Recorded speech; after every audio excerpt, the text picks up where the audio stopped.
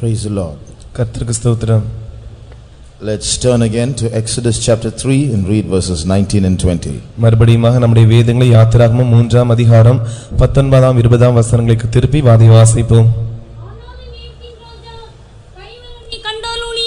உங்களை போகவிடான் என்று நான் அறிவேன். ஆகையால் நான் என் கையை நீட்டி எய்த்தின் நடுவிலே நான் செய்யும் சகலவித அற்புதங்களாலும் அதை வாதிப்பேன். அதற்கு பின் அவன் உங்களை போக விடுவான். And I am sure that the king of Egypt will not let you go, no, not by a mighty hand. And I will stretch out my hand and smite Egypt with all my wonders, which I will do in the midst thereof. And after that he will let you go. God's word has layers and layers of information and revelations hidden in it. தேவனுடைய வார்த்தையானது பலவித அடுக்குகளாய் காணப்படுகிறதான வெளிப்பாடுகளினாலும் பலவித அடுக்குகளாய் காணப்படுகிறதான தகவல்களினாலும் நிறைந்திருக்கிறது. What I am going to preach to you from this verse is only a small part of that fountain that can come out of this verse. நான் இந்த வசனத்திலிருந்து உங்களுக்கு சொல்ல போகிறதான காரியம் ஒரு மிகப்பெரிய ஊற்று இருக்கும் என்றால் அதிலிருந்து வெளியே வருகிறதான சிறிய தண்ணீரின் அளவிற்காக தான் இருக்கிறது. There is a big fountain in this verse itself and I am only telling you a small bit of it. இந்த வசனத்தில் மிகப்பெரிய ஊற்று, இந்த வசனமானது ஒரு மிகப்பெரிய ஊற்றை போல் இருக்கிறது. அதில் நான் ஒரு சிறிய பகுதியை தான் நான் சொல்லுகிறேன். So this evening the word of God should fill our hearts and minds and our bodies too. இந்த மாலை வேளையில் தேவனுடைய வார்த்தையானது நம்முடைய ஆத்துமாவையும் நம்முடைய மனதையும் நம்முடைய சரீரத்தையும் உயிர்ப்பிக்க வேண்டும். The Lord should strengthen us by his word. தேவன் தம்முடைய வார்த்தையின் மூலமாக நம்மை பலப்படுத்த வேண்டும். He should open our ears to hear his word. அவருடைய வார்த்தைகளை நாம் கேட்கும்படியாக நம்முடைய செவிகளை அவர் திறந்தருள வேண்டும். For that let us praise God. அதற்காக நாம் யாவரும் தேவனை ஸ்தோத்திரிப்போம். ஸ்தோத்ரா ஸ்தோத்ரா ஸ்தோத்ரா ஸ்தோத்ரா ஸ்தோத்ரா ஸ்தோத்ரா ஸ்தோத்ரா ஸ்தோத்ரா ஸ்தோத்ரா ஸ்தோத்ரா ஸ்தோத்ரா ஸ்தோத்ரா ஸ்தோத்ரா ஸ்தோத்ரா ஸ்தோத்ரா ஸ்தோத்ரா. As we saw in the first day in this scripture portion, we see two nations in conflict. நாம் முதல் நாளில் கண்டதை போல நாம் வாசித்ததான இந்த வேத பகுதியில் ஒன்றுக்கு ஒன்று முரண்பாடாய் இருந்து போராடுகிறதான இரண்டு வகையான ஜாதிகள் இருக்கிறது. Spiritually, even today there are two nations in conflict. ஆவிக்குரிய ரீதியிலும் கூட இன்று இரண்டு வகையான ஜாதிகள் ஒன்றோடு ஒன்று போராடி கொண்டிருக்கிறது. There are invisible powers, evil forces, wicked spirits that are working against the human race. மனித சமூகத்திற்கு முன்பாக அவர்களுக்கு விரோதமாக கிரியை செய்யக்கூடியதான பொல்லாத வல்லமைகளும் தீய ஆவிகளும் இருக்கிறது. With all our inventions, with all our wisdom, with all our weapons, we can do nothing to fight against those evil powers. நாம் கண்டுபிடித்ததான எல்லா கண்டுபிடிப்புகளையும் வைத்து நாம் வைத்திருக்கிறதான எல்லா ஆயுதங்களையும் வைத்து நமக்கு இருக்கிறதான எல்லா அனுபவத்தையும் வைத்து இந்த தீய வல்லமைகளை நம்மால் மேற்கொள்ள முடியாது. One evil spirit is enough to wipe out all of us. நாம் யாவரையுமே துடைத்து போடப்படும்படிக்கு ஒரு ஆவி இருந்தால் அதுவே போதும். I have a converted magician in my faith home. என்னுடைய விசுவாச வீட்டில் மனம் திரும்பினதான ஒரு மந்திரவாதி இருக்கிறார். He had a poltergeist in his power. அவர் தம்முடைய வல்லமையின் கீழாக ஒரு குட்டி பிசாசை வைத்திருந்தார். He says it's just 9 inches tall. அது 9 அங்குலம் மாத்திரம் உயரமா இருக்கிறதான ஒரு குட்டி பிசாசு. But it's very powerful. ஆனால் அது மிகவும் சக்தி வாய்ந்தது. If it just touches a human being, you can die. அந்த குட்டி பிசாசானது ஒரு மனுஷனை தொடும் என்றால் அந்த மனுஷன் மரித்து போய் விடுவார். So one 9-inch little poltergeist is enough to kill all of us. ஒரு 9 அங்குலம் உயரம் மாத்திரமே இருக்கிறதான ஒரு குட்டி பிசாசு நாம் யாவரையுமே கொலை செய்வதற்கு வல்லமை உள்ளதா இருக்கிறது. So imagine us all getting together to fight against those spirits with our carnal power. We just cannot. அப்படியாக இருக்கும் என்றால் நாம் யாவரும் நம்முடைய மாம்சீக வல்லமையை கொண்டு அந்த ஆவிக்கு விரோதமாக ஜெயிப்போம் என்றால் போராடுவோம் என்றால் அது எவ்வளவு கடினமானது. So this kadinamanadalla, we just cannot. நம்மால் அது முடியாது. So that's why this verse says the king of Egypt is very powerful.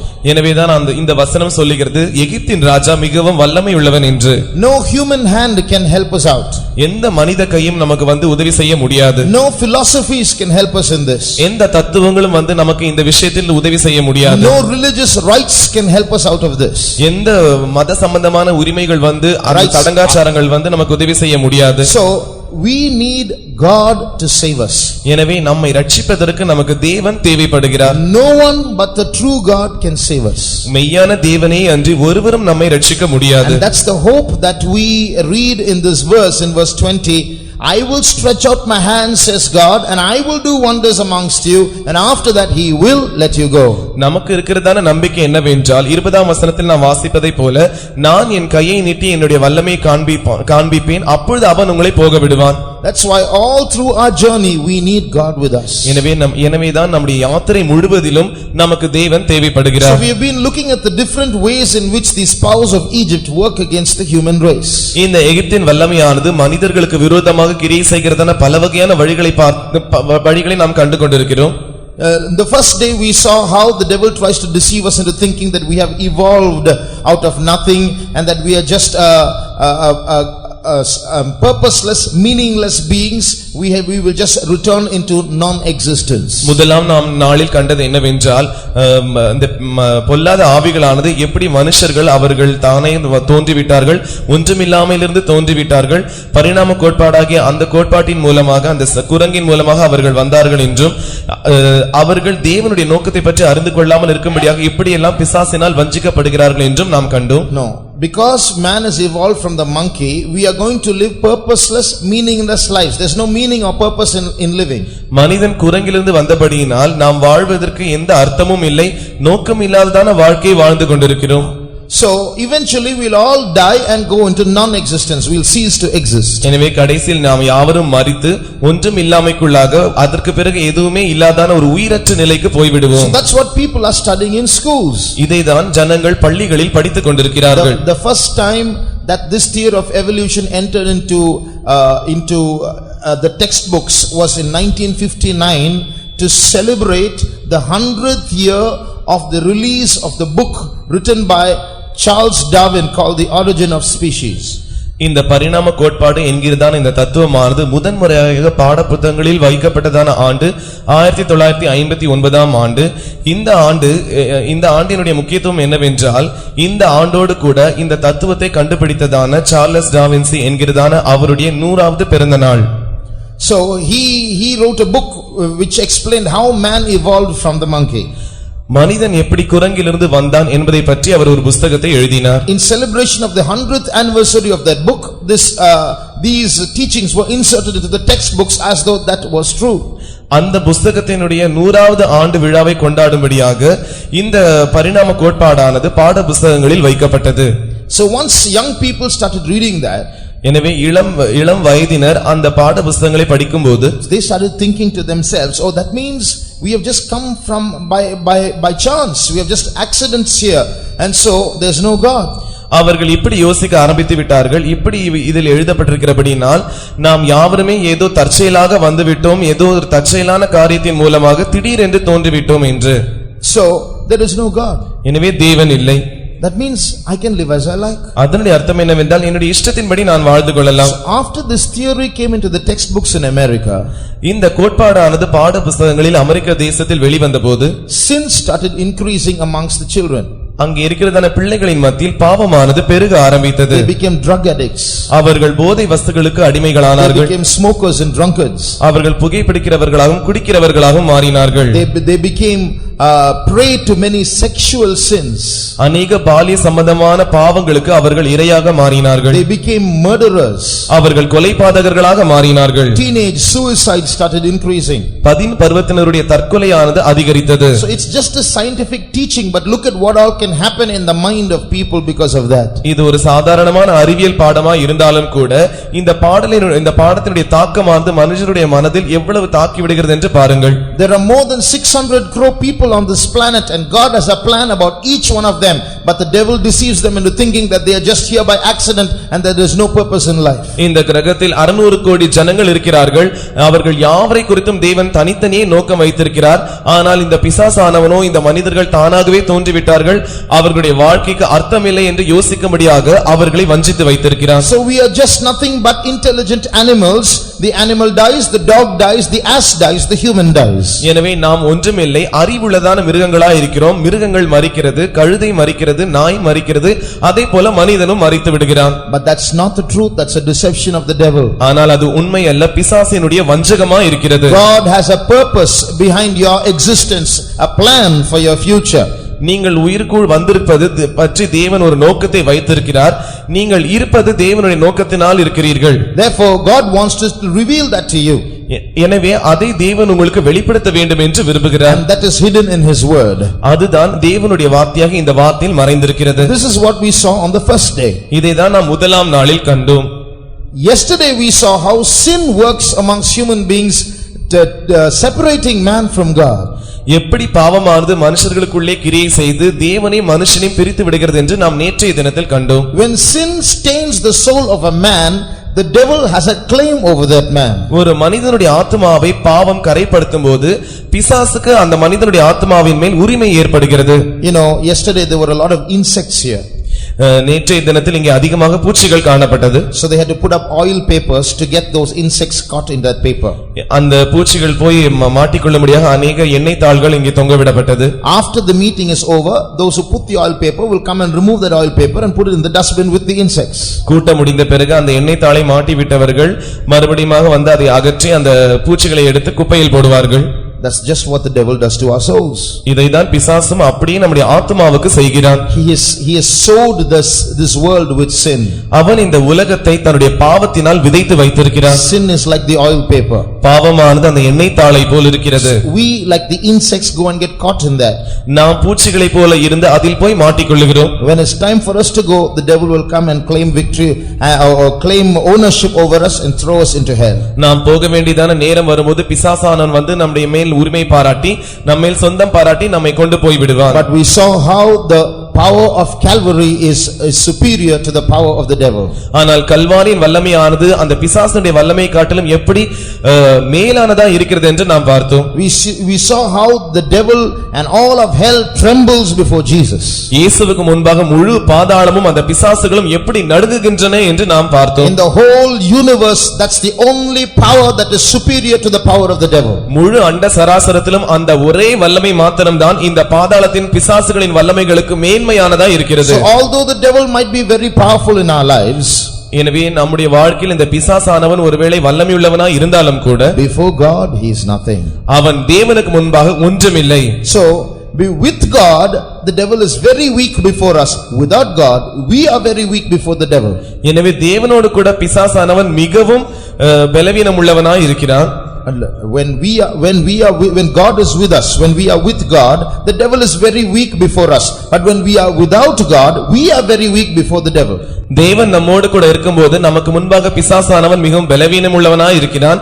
ஆனால் நாம் தேவன் இல்லாமல் தனியே காணப்படும்போது பிசாசானவன் நமக்கு முன்பாக சக்தி வாய்ந்தவனாய் இருக்கிறான். That's why it's very important that we have God all the way in our spiritual journey. எனவேதான் நம்முடைய முழு ஆவிக்குரிய யாத்திரை முழுவதிலுமே தேவன் எல்லா இடங்களிலும் காணப்பட வேண்டுவது மிகவும் அத்தியாவசியமானதா இருக்கிறது. Finally, after the blood of the lamb was slain and was smeared on the doorposts of the houses of the Israelites, கடைசியாக அந்த அடிக்கப்பட்டதான ஆட்டுக்குட்டியின் இரத்தமானது இஸ்ரவேல் புத்திரருடையதான வீட்டுகளில் இருக்கிறதான வாசல் கால்களில் பூசப்பட்டபோது the Israelites left Egypt. இஸ்ரவேலர்கள் எகிப்தை விட்டு புறப்பட்டார்கள். Pharaoh, that big king who said I will not let you go, I will not let you go, finally said please go. அந்த பெரிய ராஜாவாகிய பார்வோன் நான் உங்களை போக விடுவதில்லை நான் உங்களை போக விடுவதில்லை என்று அதுவரைக்கும் சொல்லிக் கொண்டிருந்தவன் தயவு செய்து இங்கே இருந்து போங்கள் என்று அவர்களை துரத்தி விட்டான். Same night he didn't allow them to go in the morning. He said leave tonight itself. அதே ராத்திரியிலேயே அவன் அவர்களை அனுப்பிவிட்டான். காலை வரும் வரைக்கும் அவன் அவர்களை அனுப்பாமல் காத்திருக்கவில்லை. But after they went, ஆனால் அவர்கள் சென்று போன பிறகு a few days later, சில நாட்கள் கழித்து once again Egypt started chasing them. மறுபடியுமாக எகிப்தானது அவர்களை துரத்த ஆரம்பித்தது. This is what happens in our life also. இதுதான் நம்முடைய வாழ்க்கையிலும் கூட சம்பவிக்கிறது. Just because we are saved, நாம் ரட்சிக்கப்பட்டதின் மூலமாக, just because we have come to the church, நாம் சபைக்கு வருவதற்காக we are not too safe to be careless. நாம் அஜாக்கிரதை உள்ளவர்களாய் இருப்பதற்கு அதிக பத்திரமாய் நாம் காணப்படவில்லை. God has brought us into safety, but we have to be careful because those powers of Egypt will attack us again. தேவன் நம்மை பாதுகாப்பின் கீழ் கொண்டு வந்திருக்கிறார். ஆனாலும் அந்த எகிப்தின் வல்லமைகளானது மறுபடியுமாக நம்மை தாக்கும் என்பதற்காக நாம் ஜாக்கிரதை உள்ளவர்களாய் இருக்க வேண்டும். All through our life, no matter how spiritually strong or mature we might become, we should always be sober and vigilant, because that adversary goes about like a roaring lion. He wants to devour anyone, sinner or saint. நம்முடைய முழு ஆவிக்குரிய வாழ்க்கையிலுமே நாம் மிகவும் ஜாக்கிரதை உள்ளவர்களாக, தெளிந்த புத்தி உள்ளவர்களாக, விழிப்புள்ளவர்களாக காணப்பட வேண்டும். நாம் எந்த அளவுக்கு ஆவிக்குரிய ஜீவியத்தில் முதிர்ச்சி அடைந்தவர்களாய் இருந்தாலும் இப்படிப்பட்ட நிலவரத்தில் காணப்பட வேண்டும். ஏனென்றால் பிசாசானவன் கெர்ச்சிக்கிற சிங்கத்தை போல யாரை விழுங்கலாம் என்று வகை தேடி சுற்றி திரிந்து கொண்டிருக்கிறான். அவனுக்கு பரிசுத்தவானும் ஒன்றுதான், பாவியும் ஒன்றுதான். We are also going through us in a spiritual journey. நாமும் கூட ஆவிக்குரிய ஒரு பிரயாணத்தில் சென்று கொண்டிருக்கிறோம். In the journey of the Israelites from Egypt to Canaan, on the way in many places the Israelites in their mind returned to Egypt. இஸ்ரவேலருடைய பிரயாணத்தில் அவர்களுடைய பிரயாணமானது எகிப்து தேசத்திலிருந்து கானான் வரைக்கும் நீடித்தது. அந்த பிரயாணத்தின் மத்தியில் அவர்கள் அநேக முறை தங்கள் மனதில் எகிப்திற்கு திரும்பும்படியாய் நினைத்தார்கள். In the same way the devil in our journey from earth to heaven will try to distract us and deviate our minds and deceive us into going back into our old life. அதே போலவே பிசாசானவனும் கூட நம்முடைய ஆவிக்குரிய பிரயாணமாக இந்த பிரயாணத்தில் நாம் பரலோகத்தை நோக்கி சென்று கொண்டிருக்கிறோம். இந்த பிரயாணத்தில் எப்படியாவது நம்மை வஞ்சித்து விட வேண்டும் என்பதற்காக நம்முடைய மனதை அவன் தேவனை விட்டு திசை திருப்பக்கூடியவனாய் இருக்கிறான். The devil has only one work. பிசாசுக்கு ஒரே ஒரு வேலைதான் இருக்கிறது. He is doing that day and night. அவன் அதை இரவும் பகலும் செய்து கொண்டிருக்கிறான். There are crores and crores and crores and crores of demons all over the world. முழு உலகத்திலும் கோடிக்கணக்கான பிசாசுகள் காணப்படுகிறது. All of them are engaged day and night. அவைகள் யாவும் இரவும் பகலும் மிகவும் அலுவலாய் காணப்படுகிறது. Most of us work in the day and sleep in the night. The devils don't sleep. They are work round the clock. நம்மில் அநேகர் பகலில் வேலை செய்து இரவில் தூங்குகிறவர்களாய் இருக்கிறோம். ஆனால் இந்த பிசாசுகளுக்கு எப்பொழுதுமே தூக்கமே இல்லை. 24 மணி நேரமும் அவைகள் வேலை செய்கிறது. What is their work? அவைகளுடைய வேலை என்ன? To cheat man. மனிதனை எப்படியாவது ஏமாற்ற வேண்டும். To steal the soul of man. மனிதனுடைய ஆத்துமாவை எப்படியாவது திருடி விட வேண்டும். To blind man from seeing God. தேவனை பார்க்காதபடிக்கு மனிதனை குருடாக்கி விட வேண்டும். To deviate man's mind from God. தேவனை விட்டு மனிதனுடைய மனதை திசை திருப்பி விட வேண்டும். Deceive man into believing lies and not believing the truth. மனிதனை வஞ்சித்து அவன் பொய்களை நம்பவும் சத்தியத்தை நம்பாமல் இருக்கவும் செய்ய வேண்டும். And finally throw man into hell. கடைசியாக மனிதனை பாதாளத்திற்குள் கொண்டு போட வேண்டும். Through different kinds of methods he does this. That's his work day and night. இப்படி பல வகையான வழிமுறைகளின் மூலமாக இந்த பிசாசுகள் கிரியை செய்கிறது இரவும் பகலும். So he will destroy individuals, he will destroy families, he will destroy societies, he will destroy churches, he will destroy nations. That's his aim. அவன் தனி நபர்களை அழிக்கிறவனாய் இருக்கிறான், அவன் குடும்பங்களை அழிக்கிறவனாய் இருக்கிறான், அவன் சமுதாயத்தை அழிக்கிறவனாய் இருக்கிறான், அவன் சபையை அழிக்கிறவனாய் இருக்கிறான். So we have to be very careful in our spiritual life. எனவே நாம் நம்முடைய ஆவிக்குரிய ஜீவிதத்தில் மிகவும் ஜாக்கிரதை உள்ளவர்களாய் இருக்க வேண்டும். Even the church of God has to be very careful. தேவனுடைய சபையும் கூட மிகவும் ஜாக்கிரதை உள்ளதாய் இருக்க வேண்டும். There is a dragon waiting to devour the man child as soon as he is born. ஆண் பிள்ளை பிறந்த உடனேயே அதை பட்சித்து போடும்படியாக ஒரு வலு சர்ப்பம் காத்துக் கொண்டிருக்கிறது. So those powers of darkness will not let us go at any point of our life. எனவே அந்த அந்தகாரத்தின் வல்லமையானது நம்முடைய வாழ்க்கையின் எந்த நேரத்திலும் வந்து கிரியை செய்ய நாம் இடம் கொடுக்க கூடாது. Now we are going to see some places where the Israelites wanted to go back to Egypt even after being released from Egypt. இஸ்ரவேலர்கள் எகிப்திலிருந்து விடுதலையாக்கப்பட்டு அவர்கள் தங்கள் பிரயாணத்தை தொடர்ந்தாலும் கூட அவர்கள் சில இடங்களில் எகிப்திற்கு திரும்பி போகும்படியாக நினைத்தார்கள். அந்த இடங்களை நாம் பார்க்க போகிறோம். We will see them one by one and we will have some spiritual lessons to learn from them. அந்த இடங்களை நாம் ஒன்றன் பின் ஒன்றாக பார்க்க போகிறோம். அதிலிருந்து நாம் கற்றுக்கொள்ளக்கூடியதான ஆவிக்குரிய பாடங்கள் உள்ளன. First of all, we will read from Exodus chapter 14 and read verse 11 and 12. முதலாவதாக யாத்திராகமம் 14ஆம் அதிகாரம் 11ஆம் 12ஆம் வசனத்தை வாசிப்போம். அந்தியும் அவர்கள் மோசேயை நோக்கி, எகிப்திலே பிரேத குழிகள் இல்லை என்றோ வனாந்தரத்தில் சாகும்படிக்கு எங்களை கொண்டு வந்தே நீர் எங்களை எகிப்திலிருந்து புறப்பட பண்ணினதினால் எங்களுக்கு இப்படி செய்தது என்ன? நாங்கள் எகிப்திலே இருக்கும்போது நாங்கள் எகிப்திற்கு வேலை செய்ய எங்களை சும்மா விட்டுவிடும் என்று சொன்னோம் அல்லவா? நாங்கள் வனாந்தரத்திலே சாகிறதை பார்க்கிலும் எகிப்திற்கு வேலை செய்கிறது எங்களுக்கு நலவா இருக்குமே என்றார்கள். And they said unto Moses, because there were no graves in Egypt, hast thou taken us away to die in the wilderness? Wherefore hast thou dealt thus with us to carry us forth out of Egypt? Is not this the word that we did tell thee in Egypt, saying, let us alone, that we may serve the Egyptians? For it had been better for us to serve the Egyptians than that we should die in the wilderness. The Israelites were released from Egypt. இஸ்ரவேலர்கள் எகிப்திலிருந்து விடுதலையாக்கப்பட்டார்கள். And they came to a sea called the Red Sea. சிவந்த சமுத்திரம் என்கிறதான ஒரு சமுத்திரத்தை அண்டை அவர்கள் வந்தார்கள். Suddenly they saw the Egyptians were chasing them once again. திடீரென்று அவர்கள் பார்த்தபோது மறுபடியுமாக எகிப்தியர்கள் அவர்களை துரத்துவதை கண்டார்கள். Then they got scared. அப்பொழுது அவர்கள் பயமுற்றார்கள். Before them is a sea, behind them the Egyptians. அவர்களுக்கு முன்பாக இந்த சமுத்திரம் காணப்பட்டது, அவர்களுக்கு பின்பாக எகிப்தியர்கள் காணப்பட்டார்கள். So they started shouting at Moses. எனவே அவர்கள் மோசேயை பார்த்து சத்தம் போட ஆரம்பித்தார்கள். Why did you bring us here? நீர் ஏன் இங்கே எங்களை கொண்டு வந்தீர்? If we were in Egypt we would have been slaves. நாங்கள் எகிப்தில் இருந்தால் நாங்கள் அடிமைகளாகவே இருந்திருப்போம். But now we are going to be dead bodies. இப்பொழுது நாங்கள் சவங்களாய் மாறப் போகிறோம். Why did you do this? We would rather have been there. நீர் ஏன் எங்களுக்கு இதை செய்து நாங்கள் அங்கே நன்றாய் இருந்திருப்போம். Why did God bring them out of Egypt? தேவன் ஏன் அவர்களை எகிப்திலிருந்து வெளியே கொண்டு வந்தார்? God called Moses and Moses, I have heard the cry of the children of Israel. தேவன் மோசேயை அழைத்து, மோசே, நான் இஸ்ரவேலருடைய கூக்குரலை கேட்டேன். For years and years, day and night they were being whipped and whipped by the taskmasters, and their cry was going up and finally reached the ears of God. வருஷக்கணக்காக இந்த இஸ்ரவேலர்கள் அவர்கள் மேல் நியமிக்கப்பட்டதான ஆளோட்டுகளின் மூலமாக வாரினால் அடிக்கப்பட்டு வேலை வாங்கப்பட்டார்கள். And finally their cry reached up and went and reached the ears of God. கடைசியாக அவர்கள் கூக்குரலானது மேலே சென்று தேவனுடைய செவிகளுக்கு எட்டினது. And that's why God called Moses and said, I have heard the cry of the people, they are crying out for deliverance, they have no deliverer, so I am sending you, go and take them out of Egypt. அதற்காக தான் தேவன் மோசேயினிடத்தில், மோசே, இஸ்ரவேலுடைய கூக்குரலை நான் கேட்டேன், எனவே நான் உன்னை இஸ்ரவேலருக்கு இரட்சகராக அனுப்புகிறேன், நீ போய் எகிப்திலிருந்து அவர்களை விடுவித்துக் கொண்டு வர வேண்டும். Now they have come out of Egypt, they are encountering a problem. இப்பொழுது அவர்கள் எகிப்திலிருந்து வெளியே வந்துவிட்டு ஒரு பிரச்சனையை சந்திக்கிறார்கள். Now they are asking Moses, who asked you to bring us out? இப்பொழுது அவர்கள் மோசேயை பார்த்து, நீ யாரும் எங்களையும் இங்கே இருந்து வெளியே கொண்டு போக சொன்னது என்று கேட்கிறார்கள். So on one side they were happy they came out, but when they met a problem immediately they wanted to go back. ஒரு பக்கத்தில் அவர்கள் வெளியே வந்தபோது மிகவும் சந்தோஷமாய் இருந்தார்கள், ஆனால் ஒரு பிரச்சனையை சந்தித்தபோது மறுபடியுமாய் உடனே திரும்பி விட வேண்டும் என்று அவர்கள் கூறினார்கள். Now they are standing before the Red Sea. இப்பொழுது அவர்கள் சிவந்த சமுத்திரத்திற்கு முன்பாக நின்று கொண்டிருக்கிறார்கள். God brought them there.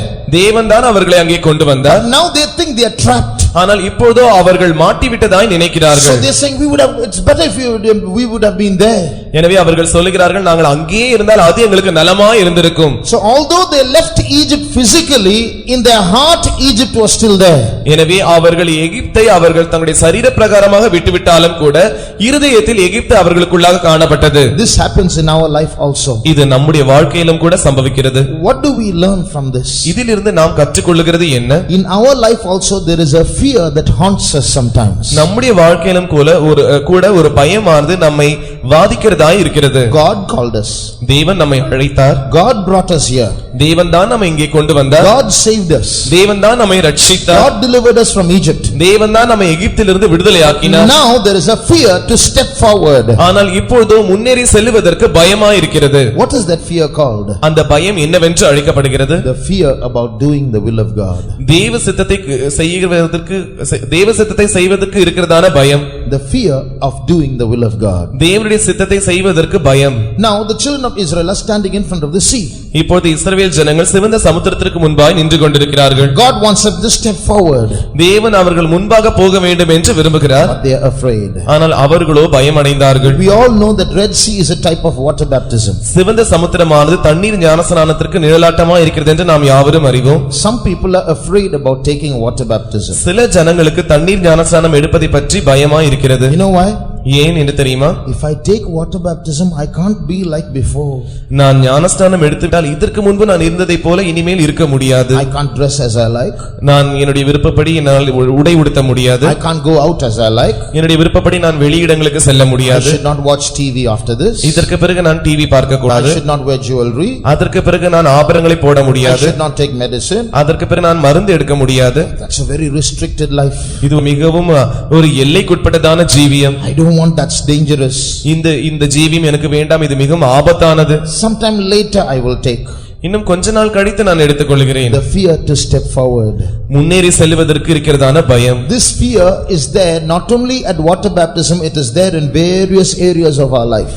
இந்த பயமானது தண்ணீர் ஞானஸ்நானத்தில் மாத்திரம் காணப்படுகிறதில்லை, நம்முடைய வாழ்க்கையின் பல பகுதிகளில் இது காணப்படுகிறது. What do some people think about God?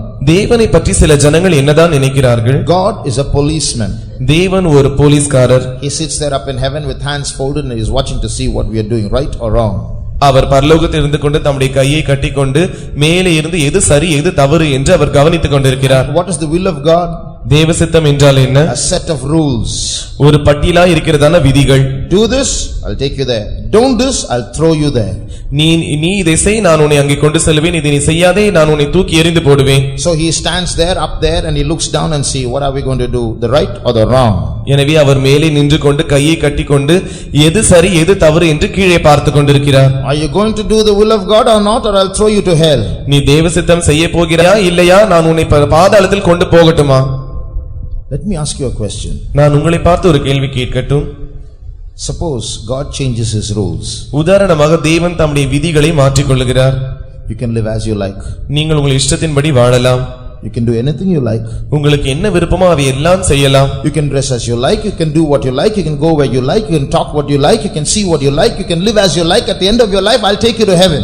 உங்கள் இஷ்டத்தின்படியே நீங்கள் வாழலாம், உங்கள் இஷ்டத்தின்படியே நீங்கள் உடுத்தலாம், உங்களுடைய இஷ்டமான இடங்களுக்கெல்லாம் நீங்கள் செல்லலாம். உங்களுக்கு எதுவெல்லாம் விருப்பமோ அவற்றை எல்லாவற்றையும் நீங்கள் செய்து கொண்டிருக்கலாம். உங்களுடைய வாழ்க்கையின் முடிவில் நான் பரலோகத்திற்கு உங்களை கொண்டு செல்வேன்.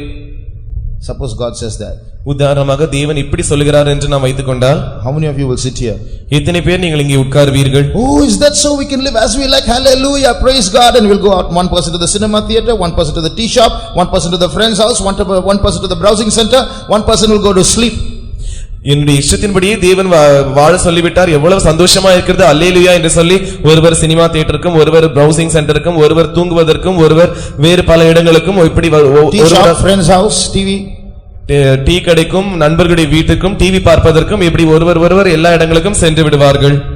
So why are most of us here? Most of us are here because of fear of hell.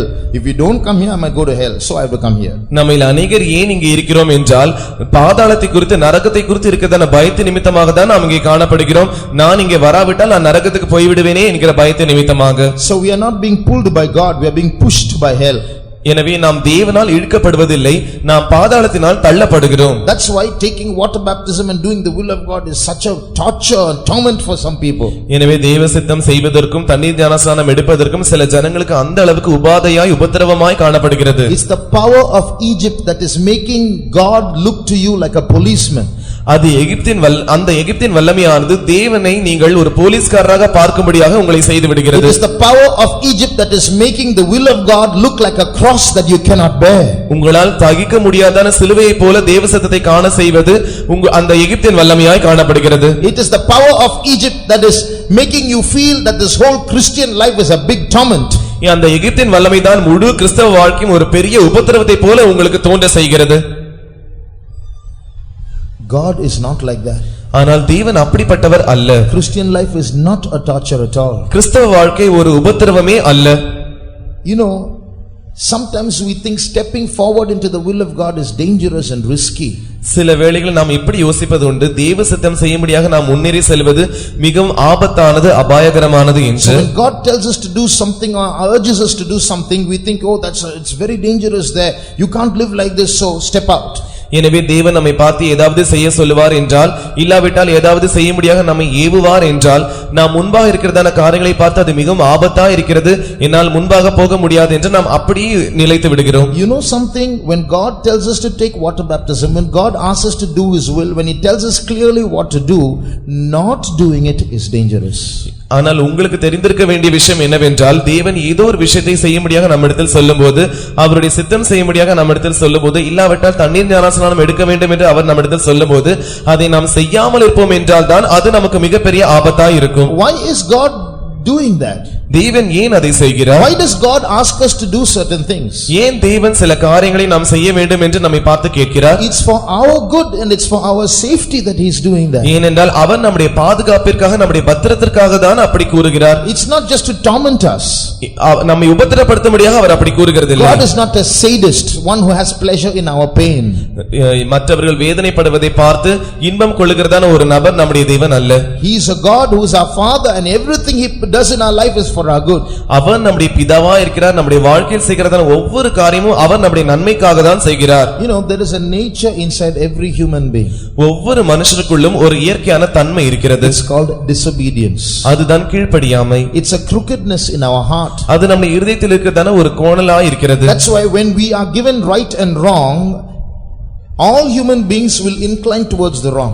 எனவே நமக்கு முன்பாக ஒரு சரியான காரியமும் தவறான காரியமும் வைக்கப்படும்போது எல்லா மனுஷர்களும் இயற்கையாக தவறான காரியத்திற்கு நேராக சாய்கிறவர்களாய் இருக்கிறார்கள். Every human being's nature that's called disobedience. எல்லா மனுஷர்களுடைய தன்மையாய் அது காணப்படுகிறது. அது கீழ்ப்படியாமை என்று அழைக்கப்படுகிறது. We will do what we are not supposed to do and we will not do what we are supposed to do. நாம் எதை செய்யக்கூடாதோ அதை செய்கிறவர்களாய் இருப்போம். எதை செய்ய வேண்டுமோ அதை நாம் செய்யாதவர்களாய் இருப்போம். And this nature of disobedience has its own wisdom. இந்த கீழ்ப்படியாமை என்கிறதான இந்த சுபாவமானது அதற்கென்று ஒரு தன்மையுடையதாய் இருக்கிறது.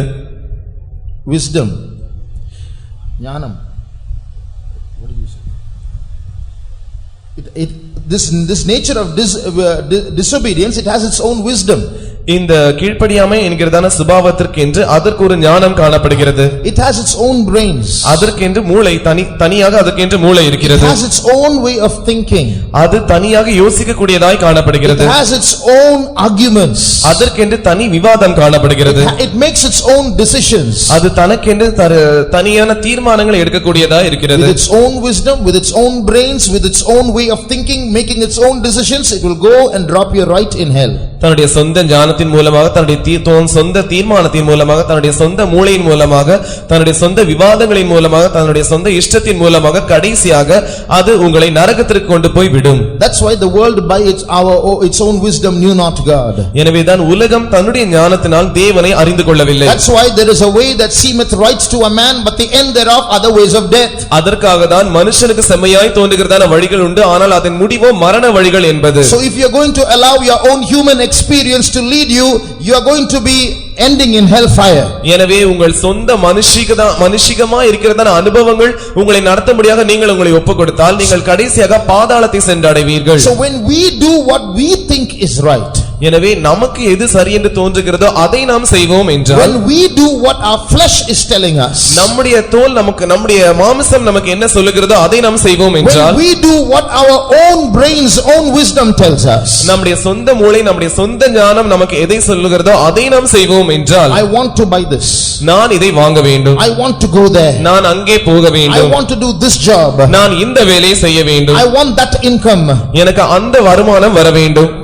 When we do these things, in the beginning everything will be all right. நாம் இந்த காரியங்களை செய்யும்போது ஆரம்பத்தில் இந்த எல்லா காரியங்களும் சரியானதாய் காணப்படும். There is a way that seemeth right to a man, it will be right for some time.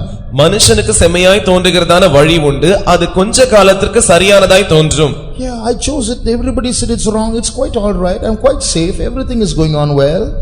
நான் இதை தேர்ந்தெடுத்தேன், மற்ற எல்லாரும் இது தவறு என்று சொன்னார்கள், ஆனால் இதை தேர்ந்தெடுத்த பிறகு எல்லா காரியங்களும் நன்றாய் போய் கொண்டிருக்கிறது, எல்லாம் நலமாய் காணப்படுகிறது. Yeah, the Bible says it will be all right. வேதம் சொல்லுகிறது அது சரியாக தான் இருக்கும் என்று. The problem comes in the end. ஆனால் பிரச்சனை முடிவில் தான் வரும். The end thereof are the ways of death. அதனுடைய முடிவோ மரண வழிகள். So what will happen? You'll keep on going in that path, it will be all right, suddenly you'll come to a junction. எனவே சம்பவிப்பது என்னவென்றால், நீங்கள் அந்த குறிப்பிட்ட பாதையில் தொடர்ந்து போய்க்கொண்டே இருப்பீர்கள், திடீரென்று நீங்கள் போய் நிற்கக்கூடியதான ஒரு சந்திப்பு வரும். And in that junction there will be many streets going in different directions. அப்பொழுது அந்த சந்திப்பில் பல வகையான திசைகளில் போகிறதான பல வகையான தெருக்கள் இருக்கும். You won't know where to go. எங்கே போவது என்று உங்களுக்கு தெரியாது. The truth is, wherever you go, you're going to meet death. ஆனால் உண்மை என்னவென்றால், நீங்க எங்கேதான் சென்றாலும் நீங்கள் போய் மரணத்தை தான் சந்திப்பீர்கள். So with all our intelligence and all our philosophies and all our education, the best place we can go is hell. எனவே நம்முடைய எல்லா அறிவின் மூலமாக, நம்முடைய எல்லா தத்துவங்களின் மூலமாக, நமக்கு இருக்கிறதான அத்தனை படிப்பறிவின் மூலமாக நாம் செய்ய போகிறதான சிறந்த காரியம் என்னவென்றால் பாதாளத்தில் சென்று முடிவடைவோம். So to remove the disobedient nature, God tells you submit to my will. எனவே அந்த கீழ்ப்படியாமையால் இருக்கிறதான அந்த தன்மையை நம்மை விட்டு அகற்றும்படியாக தேவன் நம்மை பார்த்து எப்படி சொல்லுகிறார், நீ என்னுடைய சித்தத்தை செய்ய வேண்டும் என்று. God is the only person who can remove the crookedness of our heart. நம்முடைய இருதயத்தில் இருக்கிறதான கோணலான தன்மைகளை அகற்றக்கூடியதான ஒரே ஒரு நபர் தேவன் மாத்திரம்தான். By all our efforts we cannot control ourselves. நம்முடைய எல்லா முயற்சிகளின் மூலமாக நம்மை நாமே கட்டுப்படுத்தி விட முடியாது. There was a man who used to smoke. புகைப்பிடிக்கிறதான ஒரு மனுஷன் இருந்தார். So somebody said, you see, smoking enslaves. அப்பொழுது ஒரு யாரோ ஒருவர் அவரை பார்த்து சொன்னார், இந்த புகைப்பிடிக்கிறதான பழக்கமானது உங்களை அடிமைப்படுத்தி விடும் என்று. After that you can't leave it. அதற்கு பிறகு உங்களால் அதை விட முடியாது என்று கூறினார். He said, who said I can't leave it? I've left it many times. அவர் சொன்னார், யார் விட முடியாது என்று சொன்னது, நான் அநேக முறை அதை விட்டு இருக்கிறேன் என்று சொன்னார். What's the meaning of that? Left it many times. When you leave once, isn't it? அதனுடைய அர்த்தம் என்ன? நாம் விட்டுவிட்டால் ஒரே முறை விட்டுவிட வேண்டும். When he says he left it many times, it means he took it many times after that, isn't it? நான் பலமுறை விட்டுவிக்கிறேன் என்று அவர் சொல்லியிருக்கிறபடியால் பலமுறை அவர் அதை எடுத்திருக்கிறார் என்றுதான் அர்த்தம். So he is really a slave. அவர் உண்மையிலே அதற்கு ஒரு அடிமையாய் மாறிவிட்டார். With our own efforts we cannot straighten ourselves, we shall be crooked as ever. நம்முடைய சொந்த முயற்சிகளின் மூலமாக நம்மை ஒருபோதும் சீர்திருத்திக் கொள்ள முடியாது. நாம் வளைந்தவர்களாக கோணலானவர்களாகவே காணப்படுவோம். That's why Jesus says, you want to be made straight, you take my yoke upon you and learn of me. அதற்காக தான் இயேசு கூறினார், நீங்கள் உங்களை சீர்படுத்திக் கொள்ள வேண்டும் என்றால் என்னுடைய நுகத்தை உங்கள் மேல் ஏற்றுக்கொள்ளுங்கள், என்னுடைய நுகத்தை உங்கள் மேல் ஏற்றுக்கொண்டு நீங்கள் கற்றுக்கொள்ளுங்கள் என்று கூறினார். So what is baptism? எனவே ஞானஸ்நானம் என்றால் என்ன? Baptism is not, after this I can't live as I like, after this I shouldn't go here, I shouldn't do this, I shouldn't do that, I can't look here, I can't be like this. That's not baptism. ஞானஸ்நானம் என்று சொல்வது நான் ஞானஸ்நானம் எடுத்துவிட்ட பிறகு என்னால் இப்படி ஜீவிக்க முடியாது, இப்படி செய்ய முடியாது, அப்படி போக முடியாது, இப்படி பார்க்க முடியாது என்று சொல்வது ஞானஸ்நானம் அல்ல. Baptism is going to the Savior. ஞானஸ்நானம் என்பது இரட்சகரிடத்தில் செல்லுவது. Going and taking his hand. போய் அவருடைய கரத்தை பிடித்துக்கொண்டு, Lord, I can't on my own, you take me, you lead me. ஆண்டவரே, என்னுடைய சொந்த முயற்சினால் என்னால் முடியாது, நீர்தான் என்னுடைய கரத்தை பிடித்துக்கொண்டு என்னை வழி நடத்த வேண்டும். That's the fact in every step of doing the will of God. அதுதான் தேவ சித்தத்தை செய்கிறதான ஒவ்வொரு அடியிலும் இருக்கிறதான உண்மையாக இருக்கிறது. So Christian life is not a life of restriction, a life where you are tied up and you can't do what you like. எனவே கிறிஸ்தவ வாழ்க்கை என்று சொல்லுவது அது ஏதோ ஒரு எல்லைக்குட்பட்ட வாழ்க்கையாய் எப்பொழுதுமே கண்டிப்போடு இருக்கக்கூடியதான வாழ்க்கையாய் ஒரு கட்டப்பட்ட இருக்கிறதான வாழ்க்கையாய் இருக்கிறது அல்ல. You can't do what you like. உங்களுடைய சொந்த இஷ்டத்தின்படி செய்ய முடியாது. No freedom at all. எந்த விடுதலையும் சுயாதீனமும் இல்லை. Wherever you try to go, don't go there, don't stand here, don't talk like this, don't do like this. That's not Christianity. நீங்கள் எங்கெல்லாம் போக முயற்சிக்கிறீர்களோ அங்கெல்லாம் வேண்டாம் என்றுதான் வரும். நீங்கள் இப்படி போக கூடாது, இப்படி பேசக்கூடாது, இப்படி பார்க்க கூடாது என்பது. Christianity is a life of true freedom. கிறிஸ்தவ வாழ்க்கை என்று சொல்வது உண்மையான விடுதலை உள்ளதான வாழ்க்கையாக இருக்கிறது. Christianity is where the Savior teaches us to do what is right. கிறிஸ்தவ வாழ்க்கையில் தான் இரட்சகரானவர் நாம் எப்படி வாழ வேண்டும், எப்படி செய்ய வேண்டும் என்று கற்றுக் கொடுக்கக்கூடியதான வாழ்க்கையாக இருக்கிறது. Saint Paul tells a secret. பரிசுத்த பவுல் ஒரு ரகசியத்தை சொல்லுகிறார். Read 1 Corinthians chapter 7 verse 21. முதலாம் கொரிந்தியர் 7ஆம் அதிகாரம் 21ஆம் வசனத்தை வாசியுங்கள். அடிமையே, நீ அழைக்கப்பட்டிருந்தால் கவலைப்படாதே, நீ சுயாதீனனாக கூடுமானால் அதை நலம் என்று அனுசரித்துக்கொள். Art thou called being a servant? Care not for it. But if thou mayest be made free, use it rather. So what does this verse say? இந்த வசனம் என்ன சொல்லுகிறது? If God is calling you to come under his yoke, தேவன் தம்முடைய நுகத்தின் கீழ் நீ வரும்படியாக உன்னை அழைப்பார் என்றால், if you think you're going to become a slave to Jesus after this and you can't do what you like, அதற்கு பிறகு நீ இயேசுவுக்கு அடிமையாய் மாறப் போகிறாய், உன்னுடைய இஷ்டத்தின்படி நீ செய்ய முடியாது என்று நீ நினைத்தால், care not for it, don't worry. அதை பற்றி நீ கவலைப்பட வேண்டாம். Because when you come under the yoke of Christ, that's when you are going to be really free. ஏனென்றால் நீ கிறிஸ்துவினுடைய நுகத்தின் கீழ் வரும்போதுதான் உண்மையான விடுதலையோடு கூட நீ காணப்பட போகிறாய். So when you are enslaved to Christ, that's the beginning of real freedom. எனவே நீ கிறிஸ்துவுக்கு அடிமையாக மாறப் போகிறதான அந்த நேரத்திலிருந்து தான் உண்மையான விடுதலையின் வாழ்க்கை உன்னுடைய ஜீவியத்தில் ஆரம்பிக்கிறது. Those who are committing sin, you think they are free? பாவங்கள் செய்கிறதான அவர்கள் சுயாதீனம் உள்ளவர்களா இருக்கிறார்கள் என்று நீங்கள் நினைக்கிறீர்களா? They are slaves to sin. He that committed sin is a servant of sin. அவர்கள் பாவத்திற்கு அடிமையாக இருக்கிறார்கள், பாவம் செய்கிற எவனும் பாவத்திற்கு அடிமையாக இருக்கிறான். So those who are slaves to Christ, they are the real free people. எனவே கிறிஸ்துவுக்கு அடிமைகளாய் இருக்கிறதான யாவரும் அவர்கள்தான் சுயாதீனம் உள்ளதான உண்மையான விடுதலை உள்ள ஜனங்களாய் இருக்கிறார்கள். Because they have the power to do what is right. ஏனென்றால் எது சரி என்று செய்யக்கூடியதான வல்லமை அவர்களுக்கு தான் இருக்கிறது. So brother, sister, if you're going to step back afraid of doing the will of God and you're going to hesitate, it's dangerous. எனவே அருமையான சகோதரனே சகோதரியே, தேவ சித்தத்தை செய்யும்படியாக நீங்கள் உங்களுடைய முன்பாக கடந்து வருவதற்கு நீங்கள் தயக்கம் காட்டினால், இல்லாவிட்டால் அதை செய்யாமல் இருந்தால் அது ஆபத்தானது. So the devil will tell you, the powers of Egypt will tell you, don't step forward. If you step forward, it's going to be like this, it's going to be like that, it's going to be dangerous. The truth is, if you don't step forward, it's going to be dangerous for you. எனவே பிசாசானவனும் எகிப்தின் வல்லமைகளும் அவைகள் எல்லாம் நாம் முன்பாக நம்முடைய காலடி எடுத்து வைத்து முன்னேறும்படியாக போகும்போது, நீ இப்படி செய்யாதே, அப்படி காணப்படும், இப்படி காணப்படும் என்று பல வகையான ஆபத்தான காரியங்களை நமக்கு சொல்லும். ஆனால் அதுதான் பொய்யானது. நாம் உண்மையாக காலடி எடுத்து வைக்கும் போதுதான் நாம் ஆபத்தில்லாமல் காணப்படுவோம். So safety is in doing the will of God. எனவே தேவனுடைய சித்தத்தை செய்வதில் தான் நமக்கு பாதுகாப்பு இருக்கிறது. In every step of our way, when God's will is revealed, trust him and do the will of God. எனவே நம்முடைய வழியில் நாம் எடுத்து வைக்கிறதான ஒவ்வொரு காலடியும் தேவ சித்தத்தின்படி இருக்கும் என்றால் அந்த தேவ சித்தத்திற்கு நாம் ஒப்புக்கொடுத்து நாம் முன்னேற வேண்டும். So submitting to his will is not dangerous, it is safe.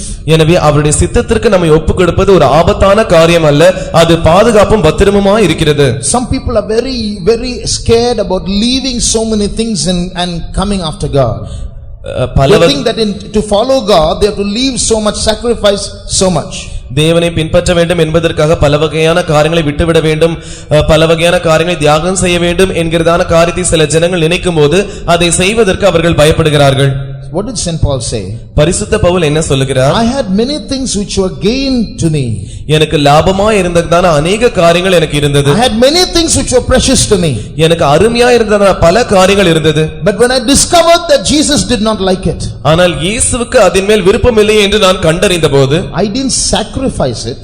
நான் அதை தியாகம் செய்யவில்லை. I didn't consecrate them. நான் அவைகளை பிரதிஷ்டை செய்யவில்லை. I counted them as dung for Christ. நான் கிறிஸ்துவுக்காக அவைகளை குப்பை என்று எண்ணினேன். Brother, sister, those things that we think are difficult to leave are just nothing but rubbish and dung for Christ. சகோதரனே சகோதரியே, நாம் விட்டுவிட போகிறதான காரியங்கள் மிகவும் அருமையானது என்று நாம் நினைக்கிறோமே, ஆனால் கிறிஸ்துவுக்காக விட்டுவிடும்போது அந்த காரியங்கள் எல்லாம் மிகவும் குப்பையானதும் தேவையற்றதான குப்பையாய் காணப்படுகிறது. What you are cleaving to, what you are afraid to leave, is it holding you? நீங்கள் ஒட்டிக்கொண்டிருக்கிறதான காரியம் இல்லாவிட்டால் விட்டுவிட பயப்படுகிறதான காரியமானது உங்களை கெட்டியாய் பிடித்துக் கொண்டிருக்கிறதா? Is it enslaving you? அது உங்களை அடிமைப்படுத்திக் கொண்டிருக்கிறதா? Is it going to pluck you away from Christ? அது கிறிஸ்துவை விட்டு உங்களை பறித்துக் கொண்டு போகிறதா? Is it more precious than Christ? கிறிஸ்துவை காட்டிலும் அது அந்த அளவிற்கு விலையேற பெற்றதா? It's not worth it. அது தகுதியே இல்லாமல் காணப்படுகிறது. Don't sacrifice it, throw it as dung and follow Christ. நீங்கள் அதை தியாகம் செய்ய வேண்டாம், கிறிஸ்துவை பின்பற்றும்படியாக அவைகளை தூக்கி எறிந்து குப்பைகளைப் போல போட்டு விடுங்கள். Is God telling you to do something and you're afraid to do it? தேவன் உங்களை பார்த்து ஏதோ சில விஷயங்களை செய்ய சொல்லுகிறார், ஆனால் அதை செய்வதற்கு நீங்கள் பயப்படுகிறீர்களா? Don't be afraid, that's a power of Egypt working with you. நீங்கள் பயப்பட வேண்டாம், உங்களுக்குள்ள கிரியை செய்கிறதான எகிப்தின் வல்லமையா இது காணப்படுகிறது. When God called me to serve him, தமக்கு ஊழியம் செய்யும்படியாக தேவன் என்னை அழைத்தபோது I was very afraid. நான் மிகவும் பயமடைந்து விட்டேன். Because I was wondering, there are so many risks and dangers in this ministry. ஏனென்றால் இந்த ஊழியத்தில் பல வகையான ஆபத்துகளும் அபாயங்களும் இருக்கிறது என்று நான் ஆச்சரியப்பட்டுக் கொண்டிருந்தேன். How do I know I will stand till the end? நான் கடைசி வரைக்கும் நிற்பேன் என்று எனக்கு எப்படி தெரியும்? Some people are leaving the ministry. சில ஜனங்கள் ஊழியத்தை விட்டு சென்று விடுகிறார்கள். What if I leave the ministry? நான் ஊழியத்தை விட்டு போய் விட்டால் என்ன ஆவது? So I was hesitating to step forward. எனவே நான் முன்னேறி செல்வதற்கு தயக்கம் காட்டிக் கொண்டிருந்தேன். The fear of doing the will of God was catching hold of me. தேவ சித்தத்தை செய்வதற்காய் இருந்ததான பயமானது என்னை கெட்டியாய் பிடித்துக் கொண்டிருந்தது. Then God spoke to me. அப்பொழுது தேவன் என்னோடு கூட பேசினார். I asked Lot to flee to the mountain. நான் லோத்தை பார்த்து நீ மலைக்கு ஓடி போ என்று சொன்னேன். Why? ஏன்? Because where he was dangerous ground. ஏனென்றால் அவன் இருந்ததான இடமானது ஒரு ஆபத்தான இடமாய் இருந்தது. So I was asking him to flee to the mountain for safety. எனவே அவன் பாதுகாப்பாய் இருக்க வேண்டும் என்பதற்காக மலைக்கு ஓடி போகும்படியாக அவனிடத்தில் நான் சொன்னேன். But what did Lot say? ஆனால் லோத்து என்ன கூறினான்? No Lord, I will not go to the mountain lest evil take me there. அப்படி அல்ல ஆண்டவரே, நான் மலைக்கு ஓடி போனால் தீங்கு என்னை தொடரும். So I will not go there, I will choose the plain.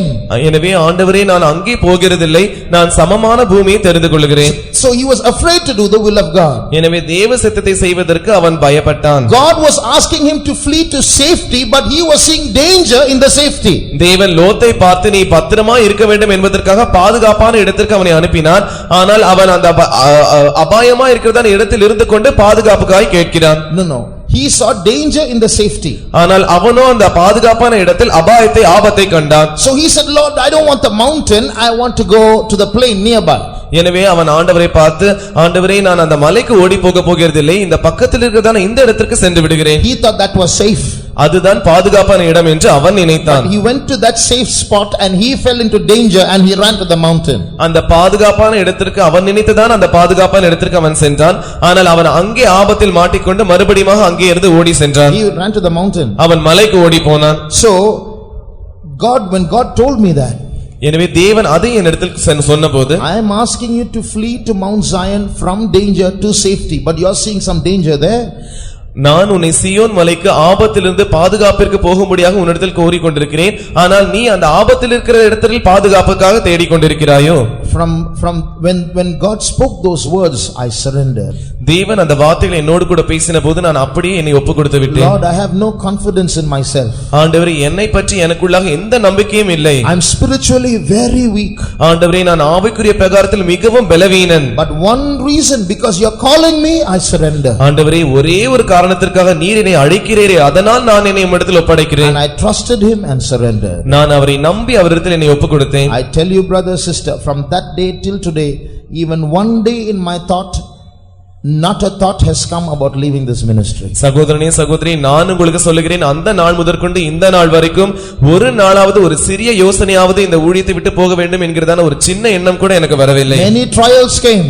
அநேக பரீட்சைகள் வந்தது. Different kinds of trials came. பல வகையான சோதனைகள் வந்தது. Discouraging situations came. அநேக அதரியமடக்கூடியதான சூழ்நிலைகள் வந்தது. I have made many mistakes. நான் பல தவறுகளை செய்தேன். But by the grace of God, he has kept me till now. ஆனால் கர்த்தருடைய கிருபையின் மூலமாக அவர் இன்றளவும் என்னை பாதுகாத்து வருகிறார். And I see safety in the will of God. தேவ சித்தத்தில் இருக்கிறதான பாதுகாப்பை நான் கண்டேன். Dear brother, dear sister, let me ask you a question. அருமையான சகோதரனே சகோதரி, உங்களை பார்த்து நான் ஒரு கேள்வியை கேட்கட்டும். When God asks you to do something, ஏதோ சில விஷயங்களை செய்யும்படியாக தேவன் உங்களை பார்த்து சொல்லும்போது, he knows your capacity. அவர் உங்கள் திறமையை அறிந்திருக்கிறார். He knows your limitations. உங்களுடைய எல்லையை பற்றி அவர் அறிந்திருக்கிறார். He knows what he is asking you to do. அவர் உங்களை பார்த்து என்ன செய்ய சொல்லுகிறார் என்பதை பற்றி அவர் நன்றாய் அறிந்திருக்கிறார். When he asks you to step forward and you do not step forward, whatever it is, அவரே உங்களை பார்த்து நீ முன்பாக முன்னேறி வா என்று சொல்லி, அது எந்த விஷயமாக இருந்தாலும் நீ முன்னேறி வா என்று சொல்லும்போது, you are trying to say that you are wiser than God. ஆனால் நீங்கள் ஏதோ அவரை காட்டிலும் ஞானம் உள்ளவர்களைப் போல அவரை பார்த்து சில காரியங்களை சொல்ல முயற்சி. When you do that, when you don't step forward, you are trying to say that you are wiser than God. நீங்கள் அவர் செய்யும்படியாக சொல்லும்போது, நீங்கள் முன்னேறி செல்லாமல் அப்படியே காணப்படும்போது, நீங்கள் அவரை காட்டிலும் ஞானம் உள்ளவர்களா இருக்கிறீர்கள் என்று சொல்லுகிறீர்கள். God is trustworthy. தேவன் நம்ப தகுந்தவர். He's never let down one person who has trusted in him. அவரை நம்பின ஒருவரையும் அவர் கைவிட்டதில்லை. Blessed is the man whose mind is stayed on thee. உம்மேல் நம்பிக்கையா இருக்கிற மனுஷன் பாக்கியவான். They looked unto him and were lightened, and their faces were not ashamed. அவர்கள் அவரை நோக்கி பார்த்து பிரகாசம் அடைந்தார்கள், அவர்கள் முகங்கள் வெட்கப்படவில்லை. Not one person who trusts in God will be ashamed. அவரை நம்பினதான ஒரு மனுஷன் கூட வெட்கப்பட போவதில்லை. There is a song in Tamil. தமிழில் ஒரு பாடல் இருக்கிறது. We are all going to sing that song. இப்பொழுது நாம் யாவரும் அந்த பாடலை பாட போகிறோம். He is a God who will preserve those who trust in him. அவரை நம்பினதான யாவரையும் அவர் பாதுகாக்கிறதான தேவன். We'll all get together and sing that song. நாம் யாவரும் ஒன்றாக சேர்ந்து அந்த பாடலை பாடுவோம். நம்பினோரை காக்கும் தேவன், நம்பினோரை காக்கும் தேவன், பகலிரவு கண்ணுறங்கிடாமோ நாடிடுவோமே நம்மை பெறவே, நல்லவர் என்றென்றும் ஜீவிப்பதாலே நம்பி வந்தேன் திருவடியே சரணம் நானிலம் நீதியிலே இயேசுராஜனின் நாமத்திலே நம்பி வந்தேன் திருவடியே சரணம் நானிலம் நீதியிலே இயேசுராஜனின் நாமத்திலே. There are some of you who might be non-Pentecostals here. இங்கே சிலர் நீங்கள் பெந்தேகோஸ்தே சபை சேராதவர்களா இருக்கிறீர்கள். And you might think this Pentecostal life is very difficult. இந்த பெந்தேகோஸ்தே வாழ்க்கையானது மிகவும் கடினமானது என்று ஒருவேளை நீங்கள் நினைக்கலாம். These people are very strict. It's hard to live such a life. இந்த ஜனங்கள் மிகவும் கண்டிப்புள்ளவர்கள், இந்த வாழ்க்கை வாழ்வது மிகவும் கடினமானது. Not at all. I tell you, this is a very easy life. It's not simply easy, it's exciting. இல்லவே இல்லை, நான் உங்களுக்கு சொல்லுகிறேன், இது மிகவும் எளிதான வாழ்க்கை மாத்திரமல்ல, இது மிகவும் பரவசமூட்டக்கூடியதான ஒரு வாழ்க்கையா இருக்கிறது. You trust in your God and step forward, he will not let you down. நீங்கள் உங்கள் தேவனை நம்பி முன்பாக வாருங்கள், அவர் உங்களை ஒருபோதும் கைவிட மாட்டார். I trusted my God and I stepped forward and he has not let me down, and I know he will not let me down. நான் என்னுடைய தேவனை நம்பி நான் முன்பாக வந்தேன், அவர் என்னை ஒருபோதும் கைவிடவில்லை, இதற்கு பிறகு என்னை ஒருபோதும் கைவிடவும் மாட்டார். How many have the courage to step forward to do the will of God? எத்தனை பேருக்கு தேவனுடைய சித்தத்தை செய்யும்படியாக இருக்க தைரியம் இருக்கிறது? When God says come forward, say yes. நீ முன்பாக வா என்று தேவன் சொல்லும்போது நீங்கள் வருகிறேன் ஆம் என்று சொல்லுங்கள். All those who surrender to the will of God say amen. தேவ சித்தத்திற்கு ஒப்புக்கொடுக்கிறவர்கள் யாவரும் ஆமென் என்று சொல்லுங்கள். All those who surrender to the will of God once again loudly say amen. தேவனுடைய சித்தத்திற்கு ஒப்புக்கொடுக்கிற யாவரும் ஆமென் என்று சத்தமாய் சொல்லுங்கள். Let the devil hear it. இந்த பிசாசு அதை கேட்கட்டும். Let the king of Egypt hear it. எகிப்தின் ராஜா அதை கேட்கட்டும். He is trying to scare you, saying no don't do that, it's dangerous. இல்லை அதை நீ செய்ய வேண்டாம், அது செய்ய வேண்டாம், அது மிகவும் ஆபத்தானது என்று அவன் உங்களை பயமுறுத்துவான். But the Lord is saying no, it's not dangerous, it's safe here, you come here, you stay there, that's dangerous. ஆனால் தேவனோ உங்களை பார்த்து இல்லை நீ இதைதான் செய்ய வேண்டும், இங்கே வந்தாதான் உனக்கு பாதுகாப்பு, நீ அங்கே இருந்தால் உனக்கு ஆபத்து என்று கூறுகிறார். So say amen once again to the will of God. Let the king of Egypt hear it. எனவே மறுபடியும் தேவ சித்தத்திற்கு ஆமென் என்று சொல்லுங்கள். எகிப்தின் ராஜா அதை கேட்கட்டும். Amen. நம்பினோரை காக்கும் தேவன், நம்பினோரை காக்கும் தேவன், பகலிரவு கண்ணுறங்கிடாமோ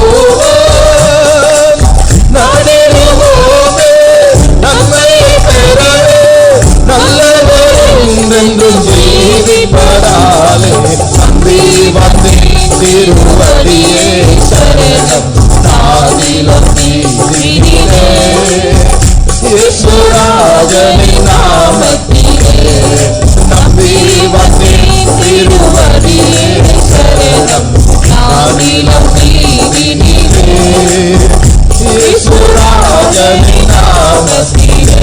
Hallelujah. Now we read the next verse, verse 13. 13ஆம் வசனத்தை நாம் வாசிப்போம். அப்பொழுது மோசே ஜனங்களை நோக்கி, பயப்படாதிருங்கள், நீங்கள் நின்று கொண்டு இன்றைக்கு கர்த்தர் உங்களுக்கு செய்யும் இரட்சிப்பை பாருங்கள். இன்றைக்கு நீங்கள் காண்கிற எகிப்தியரை இனி என்றைக்கும் காண மாட்டீர்கள். And Moses said unto the people, fear ye not, stand still and see the salvation of the Lord, which he will show to you today. For the Egyptian whom ye have seen today, ye shall see them again no more forever. So God is telling them, don't be afraid.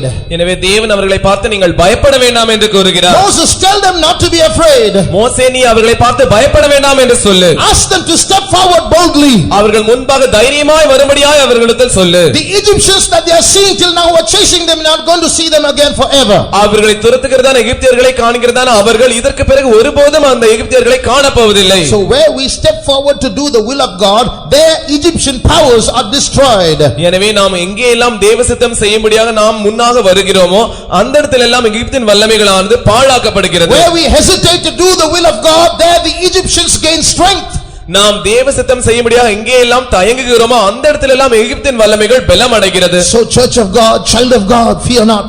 எனவே தேவ சபையே, தேவனுடைய பிள்ளையே, நீங்கள் பயப்பட வேண்டாம். Those who have stepped forward trusting in him have never been ashamed. முன்பாக வந்தவர்கள் ஒருபோதும் அவரை நம்பி வந்தவர்கள் வெட்கப்பட்டு போனதில்லை. But when you try to do what is right, when you try to work according to your own brains and reasonings and arguments, you will end up in ways of death. Be careful. உங்களுக்கு செம்மையாய் தோன்றுகிறதான வழிகளில் நீங்கள் இருந்து கொண்டு உங்களுக்கு செம்மையாய் தோன்றுகிறதான காரியங்களையும் விவாதங்களையும் வைத்துக்கொண்டு நீங்கள் முன்பாக போவீர்கள் என்றால் உங்களுடைய முடிவு பாதாளத்தின் மரணமாய் இருக்கும். So God should take away that spirit of fear. எனவே அந்த பயத்தின் ஆவியை தேவன் அகற்ற வேண்டும். The fear of doing the will of God. தேவ சித்தத்தை செய்வதில் இருக்கிறதான பயம். It's a very dangerous fear, so dangerous it can drag you to hell. அது மிகவும் ஆபத்தானதா இருக்கிறபடியால் மிகவும் அபாயமுள்ளதா இருந்து உங்களை பாதாளத்திற்கு நேராக வழிநடத்தும். So we are not here just to preach. இங்கே நாங்கள் பிரசங்கம் பண்ணும்படியாக மாத்திரம் வரவில்லை. As we preach and speak the words of God, the powers of Egypt should be crushed. நாங்கள் பிரசங்கம் பண்ணும்போது தேவனுடைய வார்த்தையை பேசும்போது தானே எகிப்தின் வல்லமைகளானது நசுக்கப்பட வேண்டும். God didn't tell the Israelites step forward just empty like that, empty words. தேவன் இஸ்ரவேலர்களை பார்த்து நீங்கள் முன்பாக வாருங்கள் என்று வெறும் வார்த்தைகளை மாத்திரம் கூறவில்லை. He said step forward, and when you step forward your Egyptians are going to be destroyed. அவர் சொன்னார் நீங்கள் முன்பாக வாருங்கள் என்று சொன்னார். அவர் முன்பாக வரும்போது அந்த எகிப்தின் வல்லமைகளானது அழிக்கப்படும் என்று. So right now as we listen to the word of God, எனவே இப்பொழுது தேவனுடைய வார்த்தையை நாம் கேட்கும்போது தானே, as we said amen to the will of God, தேவனுடைய சித்தத்திற்கு நாம் ஆமென் என்று சொல்லும்போது தானே, I believe that the powers of Egypt are being attacked now. எகிப்தின் வல்லமைகளானது எகிப்தின் வல்லமைகள் இப்பொழுது தாக்கப்படுகிறது என்று நான் விசுவாசிக்கிறேன். Do you believe that? அதை நீங்கள் விசுவாசிக்கிறீர்களா? 1 minute, close your eyes. ஒரு நிமிடம் கண்களை மூடுவோம். Your God is calling you. உங்கள் தேவன் உங்களை அழைக்கிறார். And you said amen to the will of God. தேவ சித்தத்திற்கு நீங்கள் ஆமென் என்று கூறி இருக்கிறீர்கள். Don't look at the big sea before you. உங்களுக்கு முன்பாக இருக்கிறதான அந்த பெரிய சமுத்திரத்தை பார்க்க வேண்டாம். Don't look at the big mountain before you. உங்களுக்கு முன்பாக இருக்கிறதான அந்த பெரிய பர்வதத்தை பார்க்க வேண்டாம். You trust in the word of God and step forward. தேவனுடைய வார்த்தையை நம்பி நீங்கள் முன்பாக வாருங்கள். Fear not, O child of God. தேவனுடைய பிள்ளையே நீ பயப்பட வேண்டாம். Right now, இப்பொழுதுதானே as we surrender to the will of God, நாம் தேவ சித்தத்திற்கு ஒப்புக்கொடுக்கும்போது these powers of Egypt should flee. இந்த எகிப்தின் வல்லமைகள் பறந்தோட வேண்டும். God is commanding a deliverance in your mind. தேவன் உங்கள் மனதில் ஒரு விடுதலையை கட்டளையிடுகிறார். God is commanding a deliverance in your heart. தேவன் உங்கள் இருதயத்தில் ஒரு விடுதலையை அனுப்புகிறார். That fear that is haunting your heart is leaving you now. உங்கள் இருதயத்தை வாதித்துக் கொண்டிருந்ததால் அந்த பயமானது உங்களை விட்டு புறப்படுகிறது. In the name of Jesus, இயேசுவின் நாமத்தில் we command that spirit of fear to leave you. அந்த பயத்தின் ஆவி உங்களை விட்டு போகும்படியாக நாங்கள் கட்டளையிடுகிறோம். Christian life is not a life of torment and fear. கிறிஸ்தவ வாழ்க்கையானது உபத்திரவம் பயமும் நிறைந்த ஒரு வாழ்க்கை அல்ல. It's a life of joy and excitement.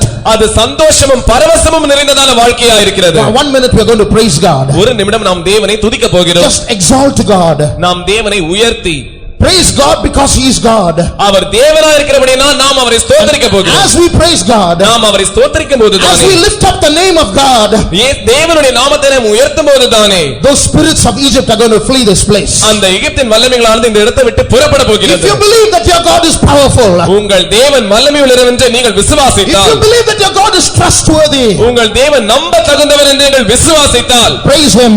அவரை துதியுங்கள். Lift up your voice and praise him. உங்களுடைய சத்தத்தை உயர்த்தி அவரை ஸ்தோத்திரியுங்கள். With all of your heart exalt him. உங்கள் முழு இதயத்தோடு அவரை உயர்த்துங்கள். And those powers are going to flee from this place. அந்த எல்லா வல்லமைகளும் இந்த இடத்தை விட்டு புறப்பட போகிறது. ஸ்தோத்திரம் ஸ்தோத்திரம் ஸ்தோத்திரம் ஸ்தோத்திரம் ஸ்தோத்திரம் ஸ்தோத்திரம் ஸ்தோத்திரம் ஸ்தோத்திரம் ஸ்தோத்திரம் திடமங்கரமானி அங்கரமௌஷமானி அமங்கரமாலி அப்துரே. Thank you Lord, we thank you Jesus. Praise we praise we praise we praise you. Chidamankana mana mankala mana mana mature. Thank you Lord, we thank you Jesus. We praise you Lord, we thank you. இரவின் பயங்கரத்திற்கும் பகலில் பறக்கும் அம்புக்கும் இருளில் நடமாடும் கொள்ளை நோக்கும் நான் பயப்படவே மாட்டேன். இருளில் நடமாடும் கொள்ளை நோக்கும் நான் பயப்படவே மாட்டேன். அவர் செத்தை பீடனை கலப்புகவே தம் சிறகுகளால் மூடுவார். அவர் செத்தை பீடனை கலப்புகவே தம் சிறகுகளால் மூடுவார். There is safety in the wings of Jesus.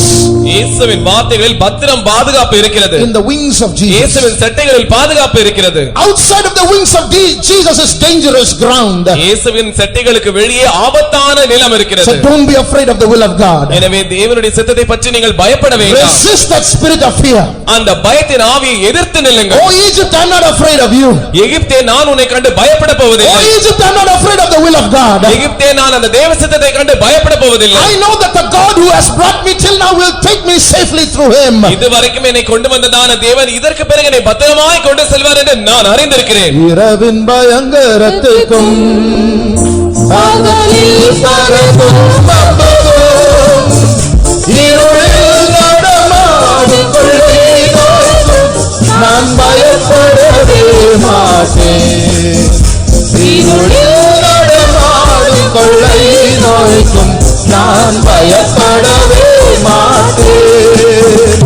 அவர் செத்தை அடைக்கலம் புகவே தம் சிறகுகளால் மூடுவார்.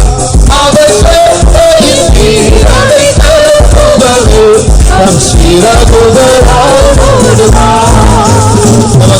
There was a man, a godless man, a very wicked man. ஒரு பொல்லாத மனுஷன் ஒருவன் இருந்தான். He was the head of an army. அவன் ஒரு சேனையின் தலைவனாய் I'm இருந்தான். telling you what really happened. இது ஒரு உண்மையாய் நிகழ்ந்த சம்பவத்தை நான் சொல்லிக் கொண்டிருக்கிறேன். That country was having a war with another country. அந்த நாடு இன்னொரு நாடோடு கூட போரிட்டுக் கொண்டிருந்தது. Many airplanes were coming from that country to attack this country. அநேக போர் விமானங்கள் அந்த நாட்டிலிருந்து இந்த நாட்டை தாக்கும்படியாக வந்து கொண்டிருந்தன. 6 airplanes and 1 helicopter, if I am right. 6 போர் விமானங்களும் ஒரு ஹெலிகாப்டரும் வந்து கொண்டிருந்தது. This army had no power. இந்த ராணுவத்திற்கோ வல்லமை இல்லை. And this man who was the head of the army, he was not a spiritual man. இந்த ராணுவத்தின் தலைவனாக இருந்ததான இந்த நபர் ஒரு ஆவிக்குரிய நபராய் காணப்படாமல் இருந்தார். But he was afraid. ஆனால் அவன் பயம் அடைந்தான். He didn't know what to do. என்ன செய்ய வேண்டும் என்று அவன் அறியாமல் இருந்தான். Somewhere he got a Bible. எப்படியோ அவனுக்கு ஒரு வேதாகமம் கிடைத்தது. He didn't even know how to pray. எப்படி ஜெபிப்பது என்று கூட அவன் அறியாமல் இருந்தான். When he saw those planes coming far away, அந்த போர் விமானங்கள் தூரத்தில் வருவதை அவன் கண்டபோது he just opened Psalm 91. அவன் 91ஆம் சங்கீதத்தை திறந்தான். And he started reading it. அவன் அதை வாசிக்க ஆரம்பித்தான். He that dwelleth in the secret place of the Most High shall abide under the shadow of the Almighty. உன்னதமானவரின் மறைவில் இருக்கிறவன் சர்வ வல்லவருடைய நிழலில் தங்குவான். I will say of the Lord, he is my refuge, my God, in him will I trust. நான் கர்த்தரை நோக்கி நீர் என் அடைக்கலம், என் கோட்டை, என் தேவன், நான் நம்பியிருக்கிறவர் என்று சொல்லுவேன். And as he kept reading, அவன் இதை தொடர்ந்து வாசித்துக் கொண்டிருக்கும் போதே planes came near. போர் விமானங்கள் வெகு அருகில் வந்தது. One plane came down. ஒரு விமானம் கீழே இறங்கினது. Another plane came down. இன்னொரு விமானம் இறங்கினது. No bombs fell. அந்த விமானங்கள் எந்த அணுகுண்டையும் போடவில்லை. All the planes landed. எல்லா விமானங்களும் தரை இறங்கினது. Pilots came out. அந்த விமானிகள் வந்தார்கள். And came to the head of the army and said, we are on your side. அந்த ராணுவ தலைவனிடத்தில் வந்து நாங்கள் யாவரும் உன் பக்கம் என்று கூறினார்கள். If a wicked man can read that psalm and God can save him. ஒரு பொல்லாத மனுஷன் அந்த சங்கீதத்தை வாசித்தபடியினால் தேவன் அவனையும் ரட்சித்திருக்கிறவராய் இருக்க. Child of God, what are you afraid of? தேவ பிள்ளையே, நீங்கள் எதை கண்டு பயப்படுகிறீர்கள்? That God who saved the wicked man is able to save you. அந்த பொல்லாத மனுஷனை ரட்சித்ததான பாதுகாத்ததான தேவன் உங்களையும் பாதுகாக்க வல்லவராய் இருக்கிறார். So boldly step forward. எனவே தைரியமாய் நீங்கள் முன்பாக கடந்து போங்கள். He will keep you as the apple of his eye. அவர் தம்முடைய கண்ணின் கண்மணியைப் போல உங்களை பாதுகாப்பார். There is one more lesson that we have to learn from this scripture portion. இந்த வேத பகுதியிலிருந்து நாம் கற்றுக்கொள்ளக்கூடியதான இன்னொரு பாடமும் இருக்கிறது. These Israelites were very popular for murmuring. இந்த இஸ்ரவேலர்கள் முறுமுறுப்பதில் மிகவும் பிரசித்தம் பெற்றவர்கள். When everything is all right, they will sing psalms, they will worship, and they will say, our Lord God has triumphed gloriously. எல்லா காரியங்களும் நலமாய் போய்க்கொண்டிருந்தால் அவர்கள் சங்கீதம் பாடுவார்கள், அவர்கள் தேவனை ஆராதிப்பார்கள், நம்முடைய தேவன் மகிமையாய் வெற்றி சிறந்தார் என்று ஆர்ப்பரிப்பார்கள். Something goes wrong, immediately murmuring. ஒரு காரியம் தவறாய் போய்விட்டாலும் கூட உடனே அவர்கள் முறுமுறுக்க ஆரம்பித்து விடுவார்கள். We are like that, isn't it? நாமும் கூட அப்படித்தான் இருக்கிறோம் அல்லவா? Everything is all right, praise God. எல்லா காரியமும் நலமாய் இருந்தால் கர்த்தருக்கு ஸ்தோத்திரம். But some success, something that we expect doesn't happen, something is delaying, some failure, immediately praising is gone, anointing is gone, speaking in tongues is gone, singing is gone, we are all dull and we are bent down and we are all fed up of life. What's God doing up there?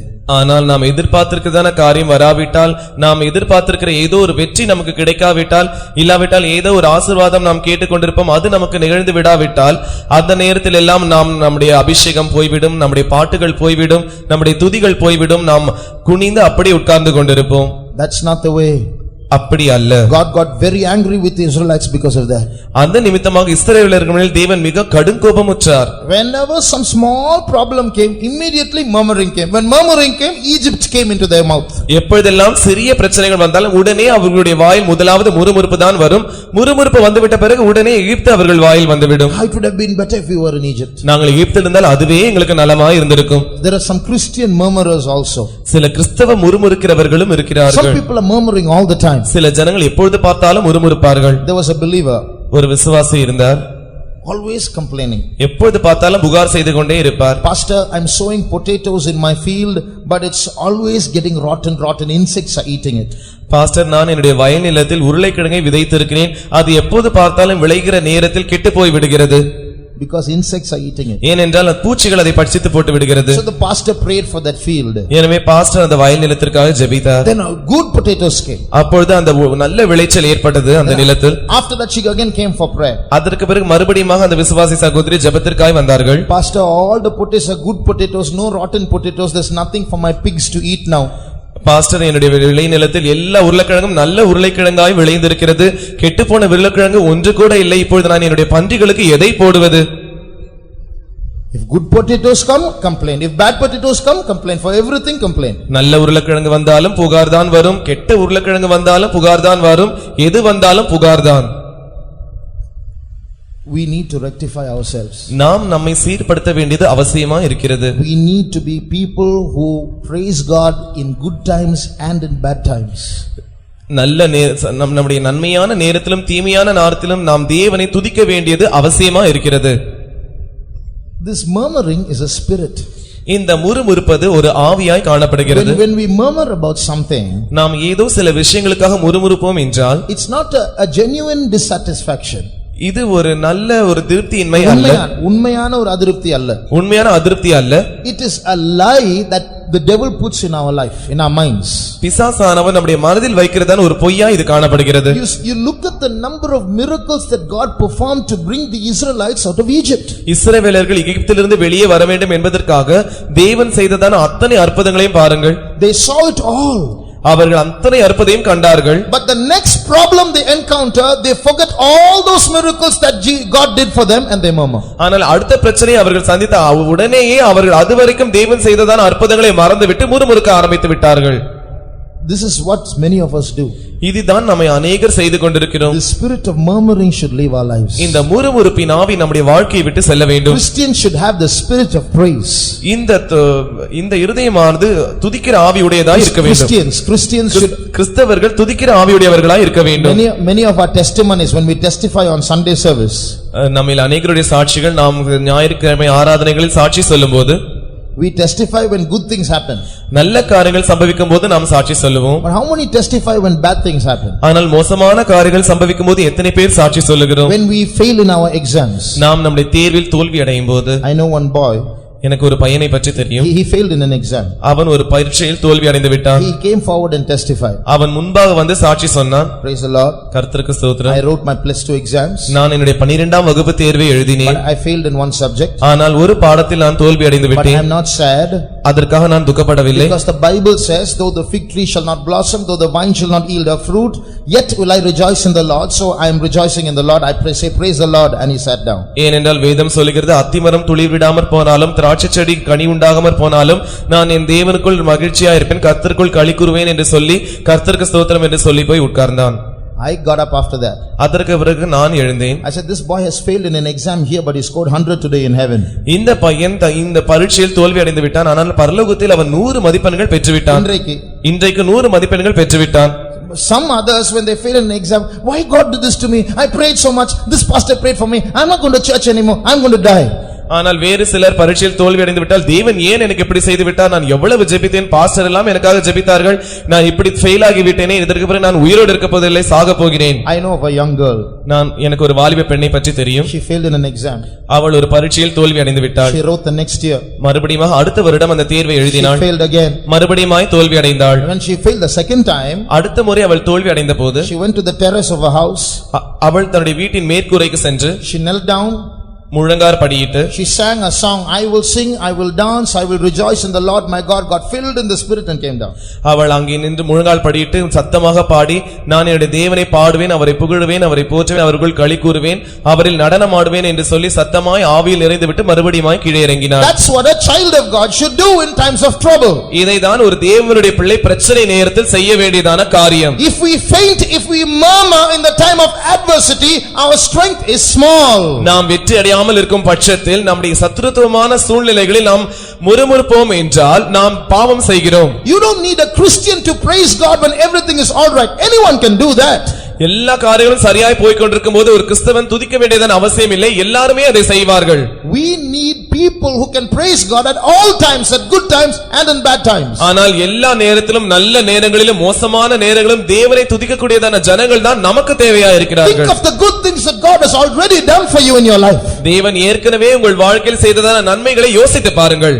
He sent his son for you. அவர் உங்களுக்காக தம்முடைய குமாரனை அனுப்பினார். At the right time he visited you and saved you. தகுந்த ஏற்ற காலத்தில் அவர் அனுப்பி உங்களை சந்தித்தார். He's filled you with his spirit. தம்முடைய ஆவியினால் அவர் உங்களை நிறைத்தார். What if you were born in Saudi Arabia? நீங்கள் ஒரு சவுதி அரேபியாவில் பிறந்திருந்தால் உங்கள் நிலைமை என்னவா இருந்திருக்கும்? What if you were born in Romania? நீங்கள் ரோமேனியா தேசத்தில் பிறந்திருந்தால் உங்கள் நிலைமை என்னவா What if இருந்திருக்கும்? you were born in Cuba?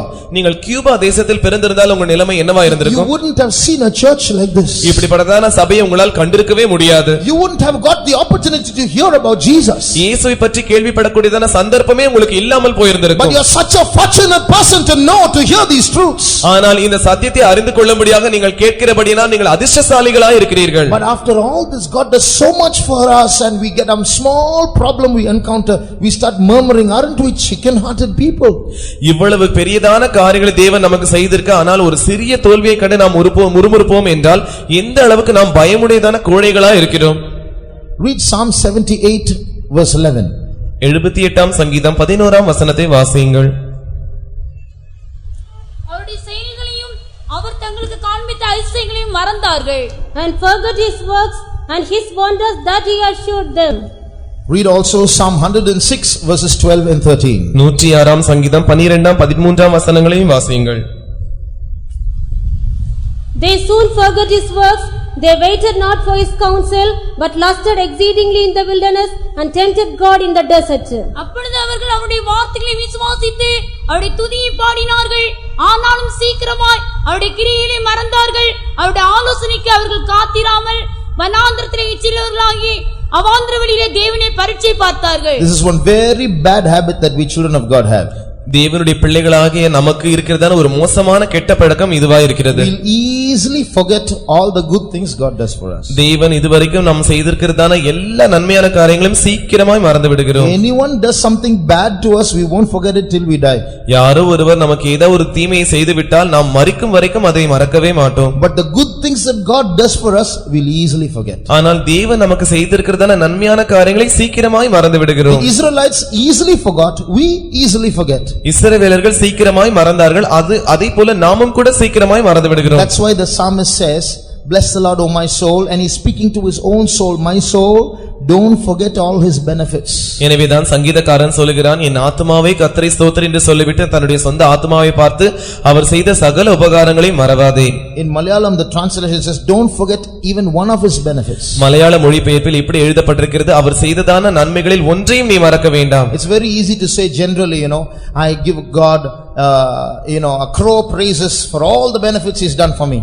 தேவனுடைய வாழ்க்கையில் செய்ததான எல்லா நன்மைகளுக்காக நான் அவருக்கு கோடி ஸ்தோத்திரங்களை ஏறெடுக்கிறேன் சொல்வது மிகவும் எளிதான காரியம். Poor God, he takes so much trouble in doing benefit after benefit, little by little in every detail. In one word we say thank you for all that and go to the next business. பாவமான தேவன் அவர் நமக்கு நம்முடைய ஜீவிதத்தில் ஒவ்வொரு நன்மையும் செய்வதற்கு அவ்வளவு ஏற்பாடுகளை செய்து அவர் தனித்தனியாக ஒவ்வொரு நன்மைகளாக ஒன்றன் பின் ஒன்றாக செய்திருக்கிறார்.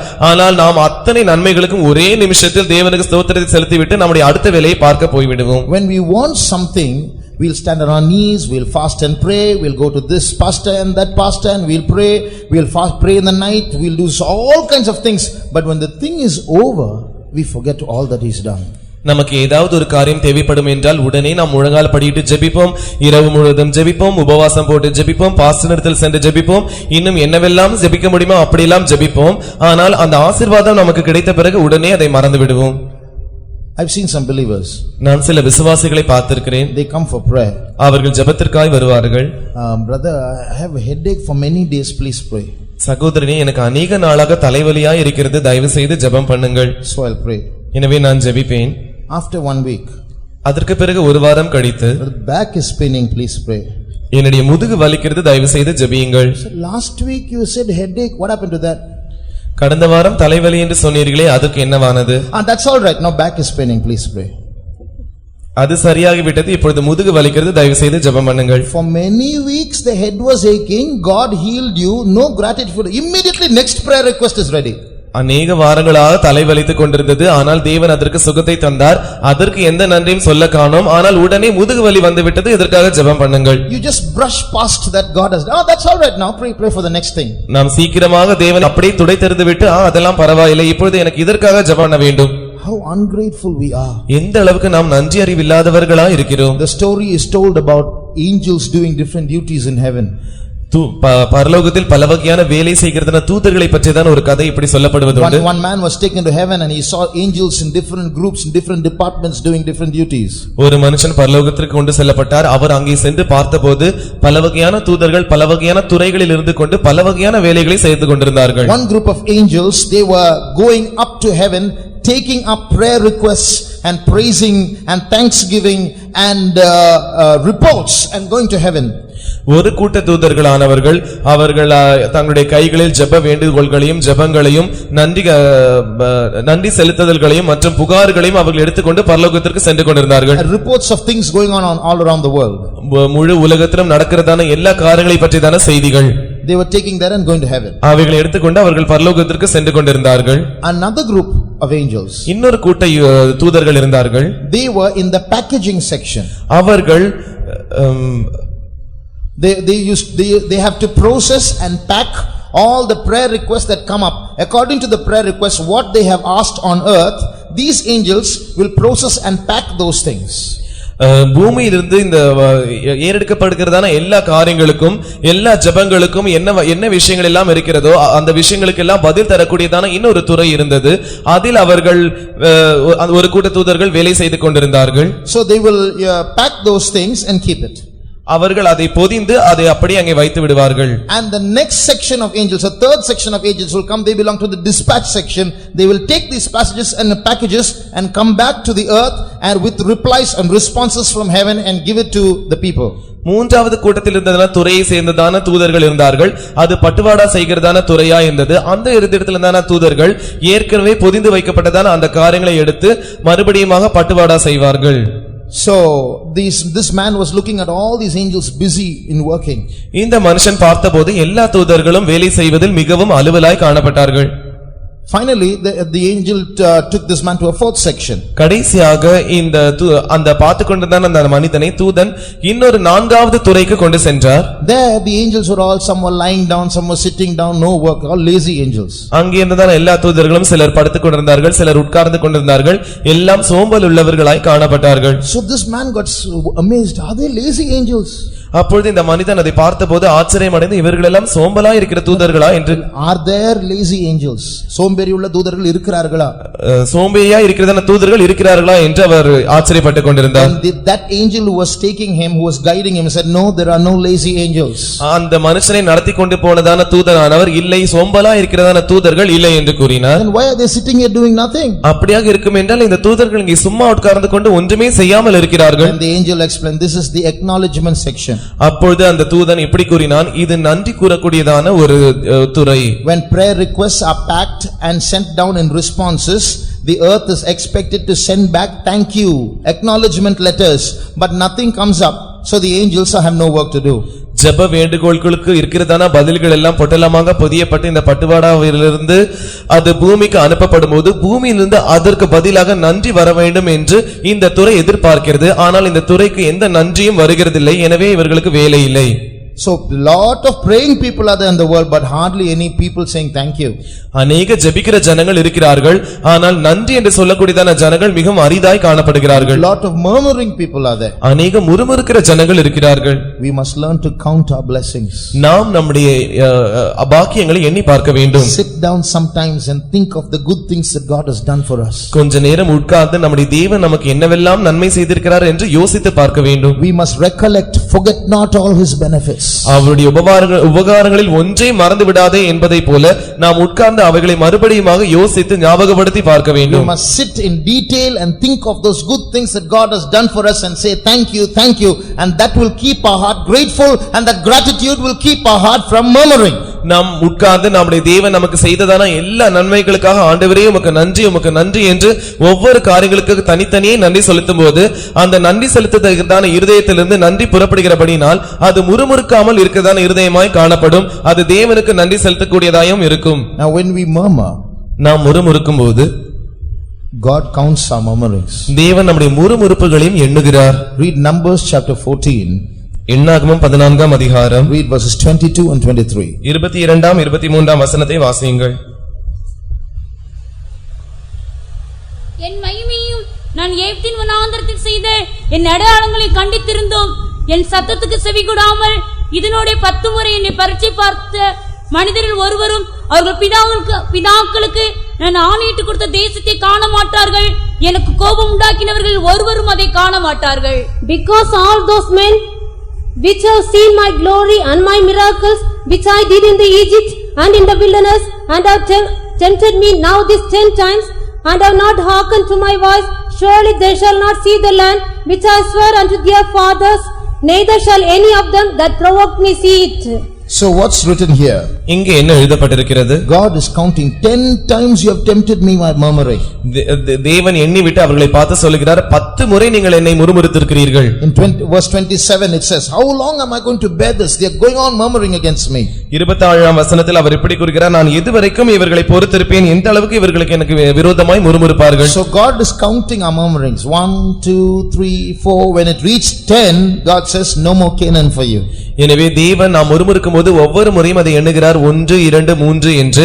நம்முடைய முறுமுறுப்பின் எண்ணிக்கையானது 10 வந்து அடையும் போது இதற்கு பிறகு இவர்கள் கானானுக்குள் போக போவதில்லை என்று அவர் ஆணையிடுகிறார். He told it to the Israelites. இஸ்ரவேலர்களுக்கு அவர் அப்படி கூறினார். So God is counting our murmurings. எனவே தேவன் நம்முடைய முறுமுறுப்புகளையும் எண்ணுகிறார். Instead of praising God for what he has done, if we keep on murmuring for what he has not done, he's going to count that and his judgment will be irreversible when it comes. தேவன் நமக்கு செய்ததான எல்லா நன்மைகளுக்காக நாம் அவரை துதிப்பதற்கு பதிலாக அவர் நமக்கு செய்யாமல் இருக்கிற காரியங்களுக்காக நாம் துதிக்காமல் காரியங்களுக்காக நாம் முறுமுறுத்துக் கொண்டிருப்போம் என்றால் அதன் நிமித்தமாக ஒருவராலும் எதிர்க்க கூடாததான நியாய தீர்ப்பு வரும். So what we need these days is a grateful heart. எனவே இந்த நாட்களில் நமக்கு தேவைப்படுவது நன்றியுள்ளதான இருதயம். We want Christians who can praise God at all times. எல்லா நேரங்களிலும் தேவனை துதிக்கிறதான கிறிஸ்தவர்கள் நமக்கு தேவை. We want Christians who can praise God before the Red Sea when it's dangerous, not after the Red Sea when all the Egyptians are drowned. சிவந்த சமுத்திரம் முன்பா இருக்கும்போது ஆபத்தான நிலையில் தேவனை துதிக்கிறதான கிறிஸ்தவர்கள் தான் நமக்கு வேண்டும். ஆனால் சிவந்த சமுத்திரத்தை கடந்துவிட்டு எல்லா காரியங்களும் நலமா இருக்கும்போது துதிக்கிறதான கிறிஸ்தவர்கள் தேவையில்லை. We want people who can sing psalms, who can sing songs in the middle of their problems, not just when everything is all right. நமக்கு பிரச்சனைகளின் மத்தியில் கிறிஸ்தவர்கள் தேவனை துதிக்கிறதான கிறிஸ்தவர்கள் தான் நமக்கு தேவை. ஆனால் எல்லா பிரச்சனைகளும் முடிந்துவிட்ட பிறகு அதற்கு பிறகு துதிக்கிற கிறிஸ்தவர்கள் தேவையில்லை. When these powers of Egypt were haunting the Israelites, இந்த எகிப்தின் வல்லமைகளானது இஸ்ரவேலர்களை வாதித்துக் கொண்டிருந்த போது, as the cry of the Israelites reached heaven, இஸ்ரவேலரின் கூக்குரல் தேவனுடைய பரலோகத்தை எட்டின போது, God called Moses, you come here. தேவன் மோசேயை அழைத்து நீ இங்கே வா என்று கூறினார். Read Exodus chapter 7 verse 1. யாத்திராகமம் 7ஆம் அதிகாரம் 1ஆம் வசனத்தை வாசியுங்கள். கர்த்தர் மோசேயை நோக்கி, பார்வோனை நான் பார்வோனுக்கு தேவனாக்கினேன், உன் சகோதரனாகிய ஆரோன் உன் தீர்க்கதரிசியாய் இருப்பான், நான் உனக்கு கட்டளையிடும் யாவையும் நீ சொல்ல வேண்டும். பார்வோன் இஸ்ரவேல் புத்திரரை தன் தேசத்தை அனுப்பிவிடும்படி உன் சகோதரனாகிய ஆரோன் அவனிடத்தில் பேச வேண்டும். We'll close our Bibles. நாம் நம்முடைய வேதங்களை மூடுவோம். And we'll close our eyes. நம்முடைய கண்களையும் நாம் மூடுவோம். What does this verse say? இந்த வசனம் என்ன சொல்லுகிறது? When the Egyptians are tormenting the Israelites, இஸ்ரவேலர்கள் எகிப்தை வாதித்துக் கொண்டிருந்த போது, எகிப்தியர்கள் இஸ்ரவேலரை வாதித்துக் கொண்டிருந்த போது, God calls Moses. தேவன் மோசேயை அழைக்கிறார். Moses, I have made you a god before Pharaoh. மோசே, நான் உன்னை பார்வோனுக்கு முன்பாக தேவனாக மாற்றியிருக்கிறேன். This Pharaoh might be a mighty king holding you in a tight grip. இந்த பார்வோன் ஒரு வல்லமையுள்ளதான ராஜாவா இருந்து உன்னை மிகவும் கெட்டியாய் பிடித்துக் கொண்டிருப்பான். But I am going to anoint you. ஆனால் நான் உன்னை அபிஷேகம் பண்ண போகிறேன். And when you go and talk to Pharaoh, Pharaoh is going to be afraid of you. அதோடு கூட நீ பார்வோனிடத்திலிருந்து போய் பேசும்போது பார்வோன் உன்னை கண்டு பயப்படுவான். Powers of Egypt, powers of darkness are ruling this world. எகிப்தின் வல்லமைகள், அந்தகாரத்தின் வல்லமைகள் இந்த உலகத்தை ஆட்சி செய்து கொண்டிருக்கிறது. Today all the human beings are under the control of that power. இன்று எல்லா மனுஷர்களும் அந்த வல்லமையின் கீழ் தான் காணப்படுகிறார்கள். But church of God, God has anointed you, members of the church, as gods before those powers. ஆனால் தேவனுடைய சபையே, இந்த சபையில் இருக்கிறதான ஒவ்வொரு அங்கத்தினரையும் தேவன் தேவர்களாக அபிஷேகம் பண்ணி இருக்கிறார். The devil is afraid of you.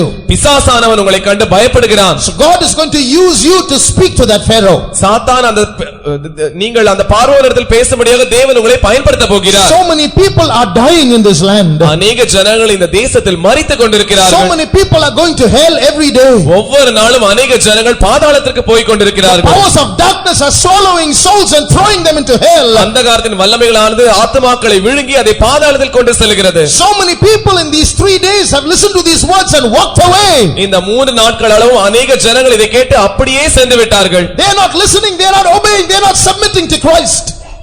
They are not listening, they are not obeying, they are not submitting to Christ. அவர்கள் கவனிப்பதும் இல்லை, அவர்கள் ஒப்புக்கொடுப்பதும் இல்லை, அவர்கள் கிறிஸ்துவுக்கு செவி கொடுக்கிறதும் இல்லை. They are going away. அவர்கள் வழி தப்பி போகிறார்கள். Have the powers of Egypt prevailed? அந்த எகிப்தின் வல்லமை மேற்கொண்டு விட்டதா? Moses, I have made you a god before Pharaoh. மோசே, நான் உன்னை பார்வோனுக்கு முன்பாக தேவனாக்கி இருக்கிறேன். Now what we are going to do? இப்பொழுது நாம் என்ன செய்ய போகிறோம்? We are going to praise God for some time. நாம் கொஞ்ச நேரத்துக்கு தேவனை துதிக்க போகிறோம். May God pardon us for our murmurings. நம்முடைய முறுமுறுப்புகளுக்காக தேவன் நம்மை மன்னிப்பாராக. All those who will confess, yes, I have murmured in the days past, put up your hands. ஆம், நான் கடந்த நாட்களில் முறுமுறுத்திருக்கிறேன் என்று சொல்லுகிற யாவரும் உங்கள் கரங்களை உயர்த்துங்கள். As a sign of our confession, yes, I have murmured. நம்முடைய அறிக்கையின் ஒரு அறிகுறியாக நான் முறுமுறுத்திருக்கிறேன் என்பதற்காக Put up your hands. உங்கள் கரங்களை உயர்த்துங்கள். May the Lord forgive us. தேவன் தாமே நம்மை மன்னிப்பாராக. May the Lord wash us away by his blood. தேவன் தாமே தம்முடைய இரத்தத்தினால் நம்மை கழுவி விடுவாராக. May the Lord reduce and remove all those murmurings because of it by his blood. தேவன் தம்முடைய இரத்தத்தின் மூலமாக நம்முடைய எல்லா முறுமுறுப்புகளையும் அகற்றி விடுவாராக. May the gracious Lord stop counting our murmurings. அந்த இரக்கமுள்ள தேவன் நம்முடைய முறுமுறுப்புகளை எண்ணுவதை நிறுத்துவாராக. Lord have mercy on us. ஆண்டவரே, எங்கள் மேல் இரக்கமாயிரும். Forgive us, O God. ஆண்டவரே, எங்களை மன்னியும். Now give us a grateful heart to praise you for what you have done. ஆண்டவரே, நீர் எங்களுக்கு செய்ததான நன்மைகளுக்காக நாங்கள் உம்மை துதிக்கும்படியாக எங்களுக்கு ஒரு நன்றியுள்ள இதயத்தை தாரும். Lord, we don't want to be judged. ஆண்டவரே, நாங்கள் நியாயந்தீர்க்கப்பட விரும்பவில்லை. According to your mercy, according to your grace, please do not count our murmurings. ஆண்டவரே, உம்முடைய கிருபையின் மூலமாக உம்முடைய இரக்கத்தின் நிமித்தமாக தயவு செய்து எங்கள் முறுமுறுப்பை நீங்கள் எண்ண வேண்டாம். Blot out those murmurings with your blood. ஆண்டவரே, அந்த முறுமுறுப்புகளை உம்முடைய இரத்தத்தின் மூலமாக அகற்றி விடும். In Jesus name we pray. இயேசுவின் நாமத்தில் நாங்கள் வேண்டிக் கொள்கிறோம். Amen. Amen. Now we are going to praise God with a grateful heart. இப்பொழுது நாம் தேவனை நன்றியுள்ள இதயத்தோடு கூட துதிக்க போகிறோம். Think of all those good things he has done for you. உங்களுக்கு செய்ததான எல்லா நன்மையான காரியங்களை யோசித்து பாருங்கள். So many wrong things we have done in the days past. கடந்த நாட்களில் நாம் अनेक தவறான காரியங்களை செய்திருக்கிறோம். We ought to be rotting in hell by now. நாம் யாவரும் இப்பொழுது இந்த நரகத்தில் இருந்து அழுகி கொண்டிருந்திருக்க வேண்டும். But God has mercy on us. He has kept us here in the land of the living. ஆனால் தேவனோ நம்மைல் இரக்கமுள்ளவராக இந்த ஜீவனுள்ளவருடைய தேசத்தில் நம்மை வைத்திருக்கிறார். So many things we prayed for and he has answered our prayers. अनेक காரியங்களுக்காக நாம் ஜெபித்திருக்கிறோம். அந்த காரியங்கள் எல்லாவற்றுக்கும் அவர் நமக்கு பதில் தந்திருக்கிறார். Let's bring them into our memory and praise him for that. அதை நாம் நம்முடைய ஞாபகத்தில் கொண்டு வந்து அதற்காக நாம் அவரை துதிப்போம். Now we are going to praise God for some time. கொஞ்ச நேரத்திற்காக நாம் தேவனை ஸ்தோத்திரிக்கும்போது, but please listen, more than the shout of praise, it's the heart of gratitude that is important. ஆனால் தயவு செய்து கவனியுங்கள், துதியின் சத்தத்தை காட்டிலும் நன்றியுள்ள இருதயம் தான் மிக முக்கியமானதா இருக்கிறது. So let our hearts swell up with gratitude first. எனவே முதலாவதாக நம்முடைய இருதயம் வந்து நன்றியினால் வீங்கி விடுவதாக. And let our hearts be filled with gratitude, and from a grateful heart let's praise God. நம்முடைய இருதயம் வந்து நன்றியினால் நிரப்பப்படுவதன் மூலமாக ஒரு நன்றியுள்ள இருதயத்திலிருந்து நாம் தேவனை துதிப்போம். Let us praise God. நாம் தேவனை ஸ்தோத்திரிப்போம். ஸ்தோத்திரம் ஸ்தோத்திரம் ஸ்தோத்திரம் ஸ்தோத்திரம் ஸ்தோத்திரம் ஸ்தோத்திரம் ஸ்தோத்திரம் ஸ்தோத்திரம். ஹalleluya. Jesus, we thank you, Lord. Thank you, Jesus. Thank you, Lord. Thank you, Jesus. We praise you, we praise you, we praise you, we praise you. Thank you, Lord. We thank you, Jesus. Thank you, Lord. We praise you, we praise you. Stotram Andavare. Praise you, Lord. Praise you, Jesus. We praise you, Lord. Praise you, Jesus. We praise you, we praise you, we praise you, we praise you. As we praise God, நாம் தேவனை ஸ்தோத்திரிக்கும்போது the தானே spirit of murmuring is leaving us. இந்த முறுமுறுப்பின் ஆவியானது நம்மை விட்டு வெளியே போகிறது. As we praise God, நாம் தேவனை துதிக்கும்போது தானே powers of Egypt are losing their grip over us. எகிப்தின் வல்லமையானது நம்மேல் இருக்கிறதான பிடி தளர்ந்து போகிறது. As we praise God, நாம் தேவனை துதிக்கும்போது the தானே glory of God is descending in this place. தேவ மகிமையானது இந்த இடத்தில் இறங்கிக் கொண்டிருக்கிறது. As we praise God, நாம் தேவனை துதிக்கும்போது தானே God is going to anoint us to be gods before Pharaoh. பார்வோனுக்கு முன்பாக நாம் தேவர்களாய் இருக்கும்படியாக தேவன் நம்மை அபிஷேகிக்க போகிறார். Therefore, with a grateful heart, let us lift up our voices and praise God. எனவே நன்றியுள்ள இதயத்தோடு கூட நாம் நம்முடைய சத்தத்தை உயர்த்தி தேவனை ஸ்தோத்திரிப்போம். Let every heart praise God. எல்லா இதயமும் தேவனை ஸ்தோத்திரம் பண்ணட்டும். Let every mouth praise God. எல்லா வாய்களும் தேவனை துதிக்கட்டும். Praise the Lord. We praise you. Thank you, Lord. Thank you, Lord. We praise you, Jesus. Thank you, Lord. We thank you, Jesus.